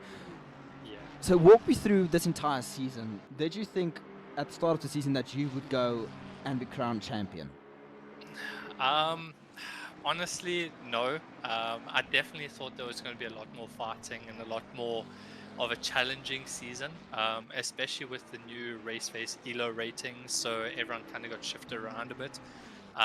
So yeah, the first race and the second race, I was like, okay, beginner's luck back in Pro-Am. As in the previous season, I was in Pro. So yeah, being shifted back down to Pro-Am, I was like, okay, this is definitely going to be a bit of fun, you know. And yeah, the first and second race, I mean, Ulrich Diago was 3 seconds behind me in the first race, so I was like, okay, definitely have to keep on. He's keeping me on my toes, so yeah, just did as best as I could, and for some reason, the rest of the season, yeah, everything kind of fell into place. I was super lucky with a lot of near misses and stuff throughout the season, but really enjoyed it. But you know, last race, I think all the bad luck from the whole entire season and pretty much every other season before that hit me all at the same time. And pretty much anything that could go wrong last race did go wrong. But yeah, glad to have pulled my socks up and hit the podium again. So that was nice. Well, the absolute boot, well, did pull your socks up. I mean, and everything happening, of course, all at once in the previous round. It's always Murphy's Law. What can go wrong will go wrong. But tonight you ran a flawless race. Absolutely showed masterclass there. And how you feel now, knowing that you will be taking on the big boys coming next season? I can't wait. Really happy to be going back into Pro. Gives the guys a little bit of havoc, and yeah, hope for the best. Well, definitely a bit of havoc to ensue, but also a bit of good racing, especially how we see you take on the pro drivers. But I'm going to give you the mic as the champion of our Pro-Am division to say what's on your heart. Always keep it friendly, but, well, PG friendly. And the mic is yours, floor is yours. Keegan Bowen, our Pro-Am champion. I appreciate it so much, guys. Thank you to everybody that obviously has been supporting me throughout the whole season. My dad and the guys from CJ's, also my teammates. We've done a lot of practice together, a lot of training. Wish I gave them a little bit more so they would have finished a little bit better this race. But yeah, Ravenous Racing or Ravenous Motorsports has really pulled their socks together, or pulled their socks up, and really done a good season of racing. So yeah, can't wait to see what we have in the next season. Absolutely, Keegan Bowen. Thank you for joining me in the commentary box. Go celebrate a championship victory as well as a race victory. Keegan Bowen, thank you for joining me. Now, let's hop on over to our Pro division, and I'm going to build up. We're going to start from our fourth place finish. So, I'm going to start with Henry Platt here. Mr. Henry Platt, welcome to the commentary box. I believe you finished 5th in the Pro division, or in the final race of the Pro division. Welcome to the commentary box. How does that feel to be here? I was, yeah, I think I was 4th. Did you get Daniel right at the very end? Yeah, and then so it wasn't enough for the championship though. Well, on the racetrack, you showed some great pace, coming out right behind the Hitman and the battle for 2nd and 3rd of Mike LaRue and Bego Robber. But you showed great pace at the very end in the Bentley, and this is a car that's been making a bit of headway. One can say it's made a bit of headway. What made you choose the Bentley? I mean, it's an old generation car, not being as updated as much. Yeah, so the traction control and those stuff isn't that good on that car, so you need to try and drive it either on 1 or 0 PC, which is difficult. But I decided to challenge myself and try something that not everyone is driving. But I can tell you now, after the season, I'm done. Like, I'm no more nerfing myself by picking weird cars. I'm gonna get into the BMW and I'm just gonna drive that car for 5 seasons in a row. Until I get a podium. Going from one front end that's very open to another, except this one has beaver teeth on it. But really, you showed a great fight throughout the championship. I've kept a small eye on the side and heard from what Steven has told me and everything. It seems that you really wanted to give your all and challenge the front runners. Is it something you feel that you accomplished, or is it something that you really still want to go out and take out for season 26? Yeah, so I really wanted to get that podium in the overall standings, but I fell short tonight. I think I'm like 3 points behind Mike after tonight's result, which is tough. But I drove well, dude, and it's the first time I was actually fighting the top spots, and I'm really proud of it. Maybe if I didn't have some technical difficulties or whatever, but I mean, Mike also started late, so what a drive from him and Bago, and always Christoph. That guy's just too fast. I think we must make a new class for him. Absolutely. But Henry Platt, I'm going to let you go celebrate with your team on still, even though it's 3 points, it's still a very good fight till the very, very end. Henry Platt, thank you for joining me, Country Box, and well Awesome, done thanks, on a man. very good season. Cheers, guys.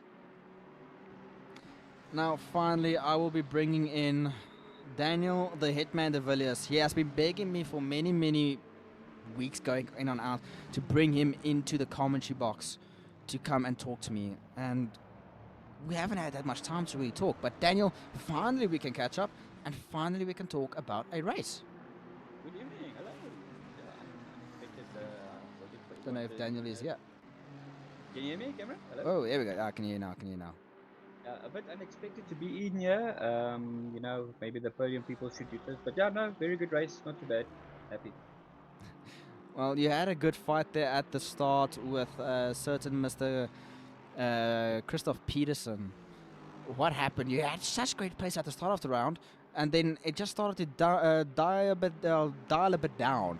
Did the Nissan finally meet its maker, or was it the driver behind the wheel that just burned the tires?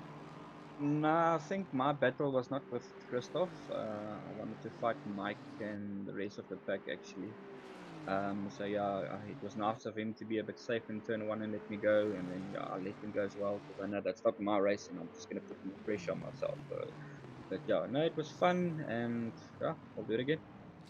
Well, I do know that from our personal chats that we've had that the highlight for you is always being able to say you led laps in the pro side.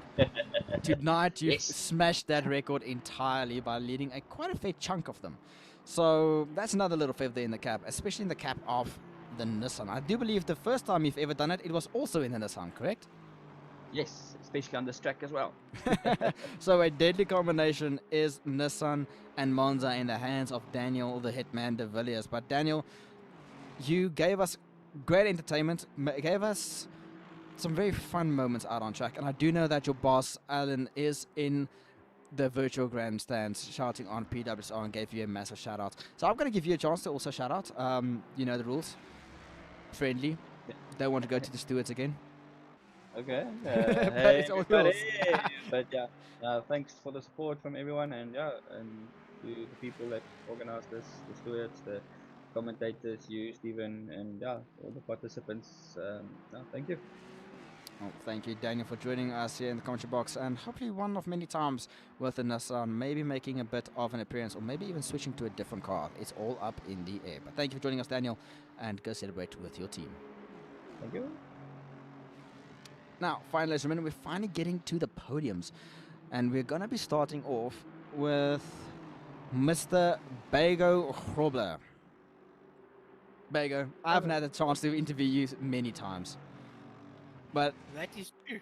But now I'm finally being able to talk to you one-on-one on the podium and in a fight that saw to the very, very end for second in the championship. Wow. I mean, you and Mike shared most screen time, I believe, of the race, other than Daniel de Villiers and Christoph Peterson at the start of the race. But you also showed the pace that you still have, even for someone that seems to not have that strong qualifying. Yeah, quali let me down a bit tonight. I think I was on a lap that would have been, I think, 2 and a bit tenths of pole, and then I made a big mistake through Ascari, and that lap with the mistake was actually my fastest quali lap. So yeah, unfortunately just couldn't hook up the lap in quali, but and then in the race as well, starting where I did, I very quickly realized that top speed wise I'm not going to be able to pass anybody even in slip. I was behind one of the Ferraris, I think it was Heineke, and I wouldn't gain on him at all in slip, and we saw that again towards the end of the race when I was behind Mike. I would sort of sacrifice the entry into Parabolica and lift a bit earlier and keep the car really settled on the brakes and sort of creep up on him. and then the gap would be like 0.2, 0.3 by the time we exit, and I'd get a good exit as well. And then it would just stay there. So I was topping out at like 281, 282, even in the slip. So I think at the end of the day, I think the quali was probably a blessing in disguise because of where I qualied. I did that early pit stop and then could run in clean air. And I think all the passes, all the positions I made sort of by undercutting. So yeah, things happen for a reason, I guess. Absolutely, things happen for a reason. But you also showed your hand at the experience that you've had. I mean, if people talk about ACC and a race face in the same sentence, a name that always comes up is Bego Grobler. You have won championships, and you have a truckload of experience underneath your belt, and you've used all of that. But you mentioned it, that fight with Mike, you attack him, then he got you back, and then at one point you didn't seem to also attack him. You lifted earlier there. Was there a bit of fuel saving going on, or were you just saying it's not needed? You have enough cushion in order to get anything going.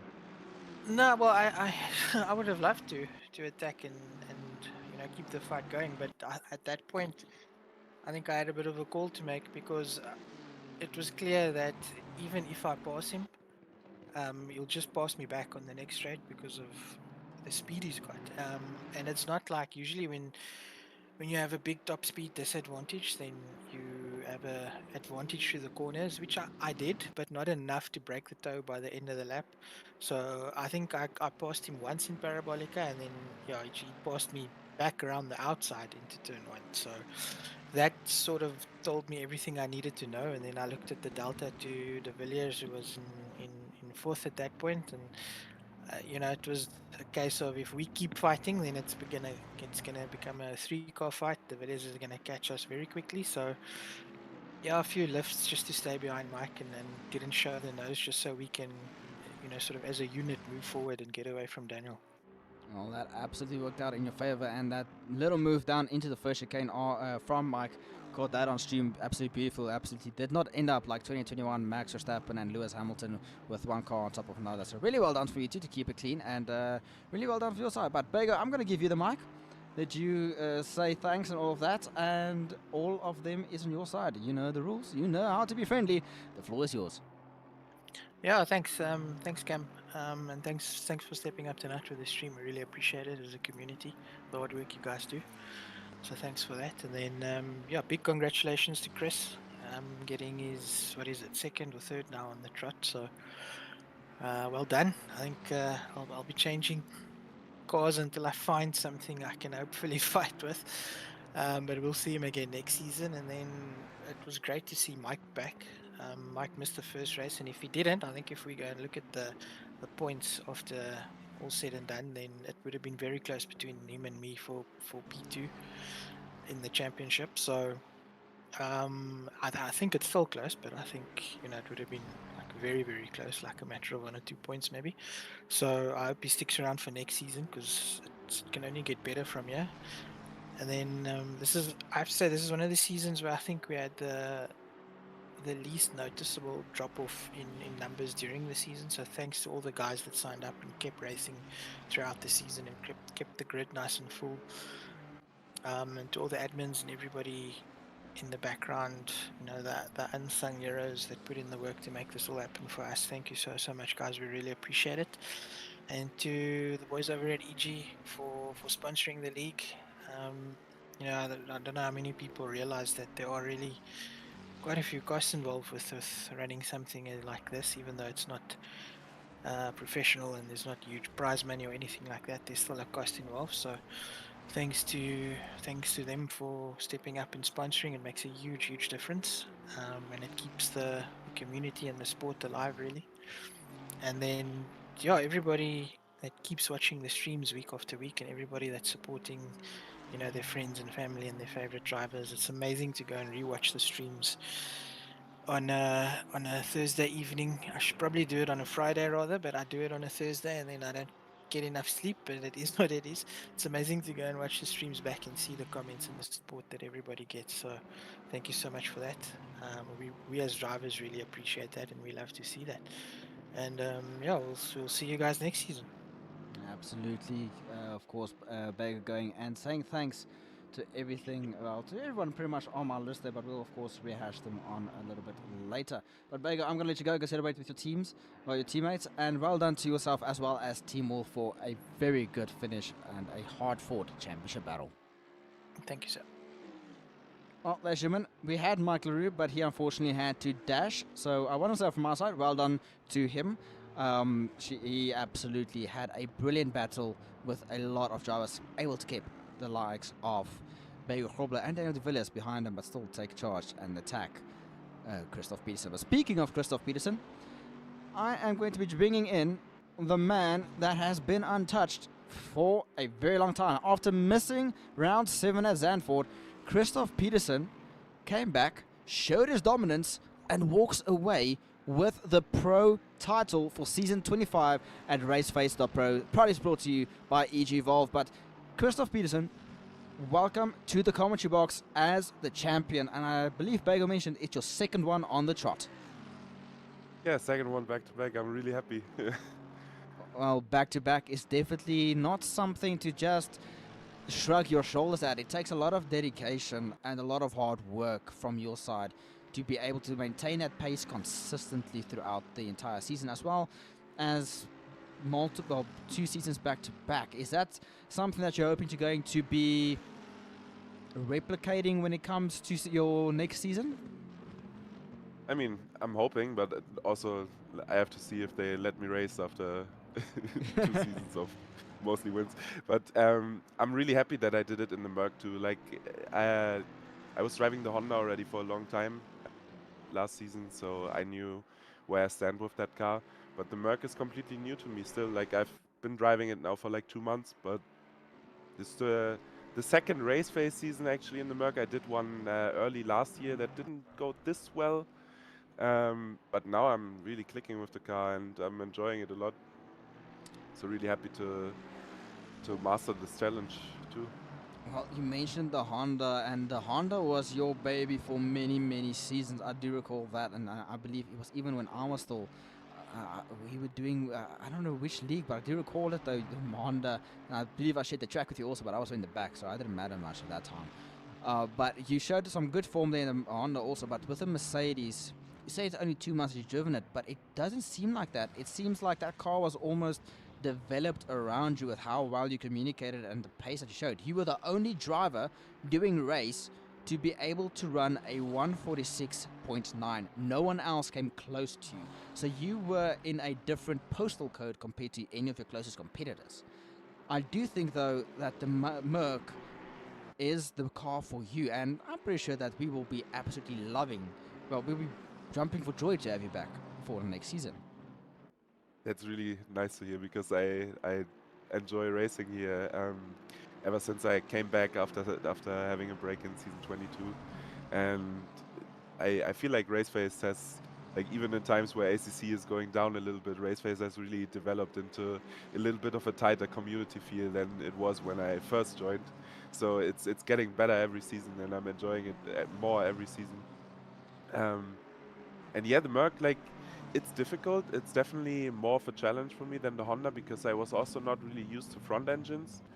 But yeah, especially at Monza. Monza was always like one of my worst tracks actually. And the Honda, it's really difficult to drive. But in the Merc, it's actually really easy. Like, you can run pretty high wing. You can jump Ascari really easily. So that helped definitely in doing that 46 in race and stuff. But yeah, I was a bit lucky that I could walk away at the start. I put a little bit less fuel than the others, I think. I think Daniel told me they went like 80 or something. I went 60 to have a little bit of an advantage because I know the car isn't that fast on the straights. And at Monza, even if you can do great lap times, the straight line is what matters most. Well, I will say this, and thank you for giving us a bit of an insight into what went on within the development of the car and everything going forward from there. But I think one thing is for certain though is you came in and broke a lot of South African hearts and injured that South African pride. And going back to back will make that target on your back a bit bigger, but I'm sure that you are the driver that's willing and able to take on that fight. Yeah, I mean, for sure. I hope the guys keep practicing and give me an even bigger challenge next season. And yeah, Steven already called me an honorary South African in my first season, so maybe that makes things a little bit better. And also, I switched teams actually just before this race. After a long time in LNR, I'm now driving for Project Vapor actually. So it's the first RaceFace title, I think, for them. So shout out to my new team. Glad to be there. And I hope I can bring them one more. Well, I believe you will. A bit of breaking news out here in the world of ACC. The defending champion from LNR goes and switched in the last minute to Project Vapor. So he pulled a Red Bull on us, except instead of changing between sister teams, he went to a different team. But well done to Christoph Peterson there. And if Steven says you're honorary South African, who am I to argue with that man? I can't argue with him because I will be put in my place quite easily there. But really well done to you. Well done on a great season, a great race, and a very actionable pack. I'm going to give you the floor to say words that's on your heart. You've been in the commentary box so many times, you know the rules. The floor is yours. Yeah, thanks everyone for watching. Thanks RaceFace for organizing this still, because this is a great league, this is a great championship, and I hope we can do some more seasons in ACC and maybe also afterwards in whatever sim is next. Thanks to all the sponsors, and especially thanks to all the drivers for being there every race, and to the commentators for commentating in every race. Yeah, I can just say I really enjoy to be here. I'm having a lot of fun, and I will be back. Well, the challenge has been laying down. The target has been set. Christoph Peterson will be joining us back again for season 26, and I'm eager to see how he will progress and defend his title and make it a triple where next time around. Christoph Peterson, I'm going to let you go. Go celebrate with your new team, and well done on an insanely well-fought championship. Thank you. Well, that will be it from me, ladies and gentlemen. I want to say thank you all for joining me tonight. Thank you for allowing me to join you in your living room or anywhere on your mobile phone, your TV, or even your laptop.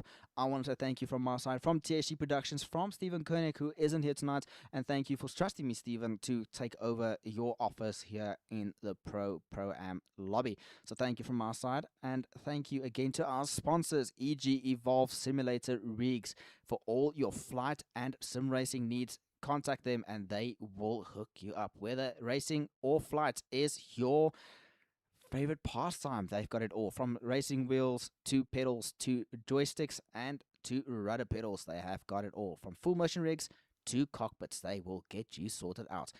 Once again, from RaceFace and everybody out there, thank you for joining us. Thank you for joining us in a absolutely action-packed season. Lowest amount of drop-offs from drivers throughout the season. Close battles till the very, very end. Thank you to our admin team in the background, as well as our stewards, and most importantly, to our drivers and viewers in the virtual grandstand. Without you, none of this will be possible. For our drivers, for showcasing their skill and bringing all of their passion to the circuit, and to our loyal virtual grandstand fans, thank you for tuning in every week and supporting your team and your driver. Your support does not go unnoticed, and it makes it an absolute joy for us as commentators to see your cheers going out to the drivers there. Once again, from my side, Cameron, I want to say thank you all for allowing me and for sharing the evening here, Thursday evening here in March, with you all out there. And then also, finally, do not forget, even though it is the final round for our ACC Championship, it is not over just yet in terms of racing. LMU has ended, but ACC has also ended, but our racing is still continuing. Next week, we will be returning back to Monza, but we will be running a combined circuit, meaning it will be both the old historic oval loop along with the new circuit, which will make some fun racing for all of our drivers and some action-packed racing, as drivers will need to balance out the left side tires to make sure that they do not overheat. So do not miss that out. Be sure to join in on RaceFace.Pro. And if you want to join us and you want to play your hand in winning a championship or fighting it out on circuit, head on down to the description below and join us here in the Discord, and everyone will be eager to help you out wherever is your fancy, whether it's LMU, whether it's iRacing, whether it is ACC. It is the place to be. RaceFace.Pro is where you want to be. ACC, of course, as Joseph mentioned, is a bit of the dying breed, but we will make sure that it will not end. RaceFace.Pro will continue to support ACC until the very end, as that is what made us such a successful community. So thank you all for joining me. Thank you all for a phenomenal season, and thank you all for tuning in once again. From our side, thank you all. I will say thank you very, very much. I'm going to steal my co-commentator's words and say good morning, good afternoon, good evening, and good night, everybody, and see you in season 26.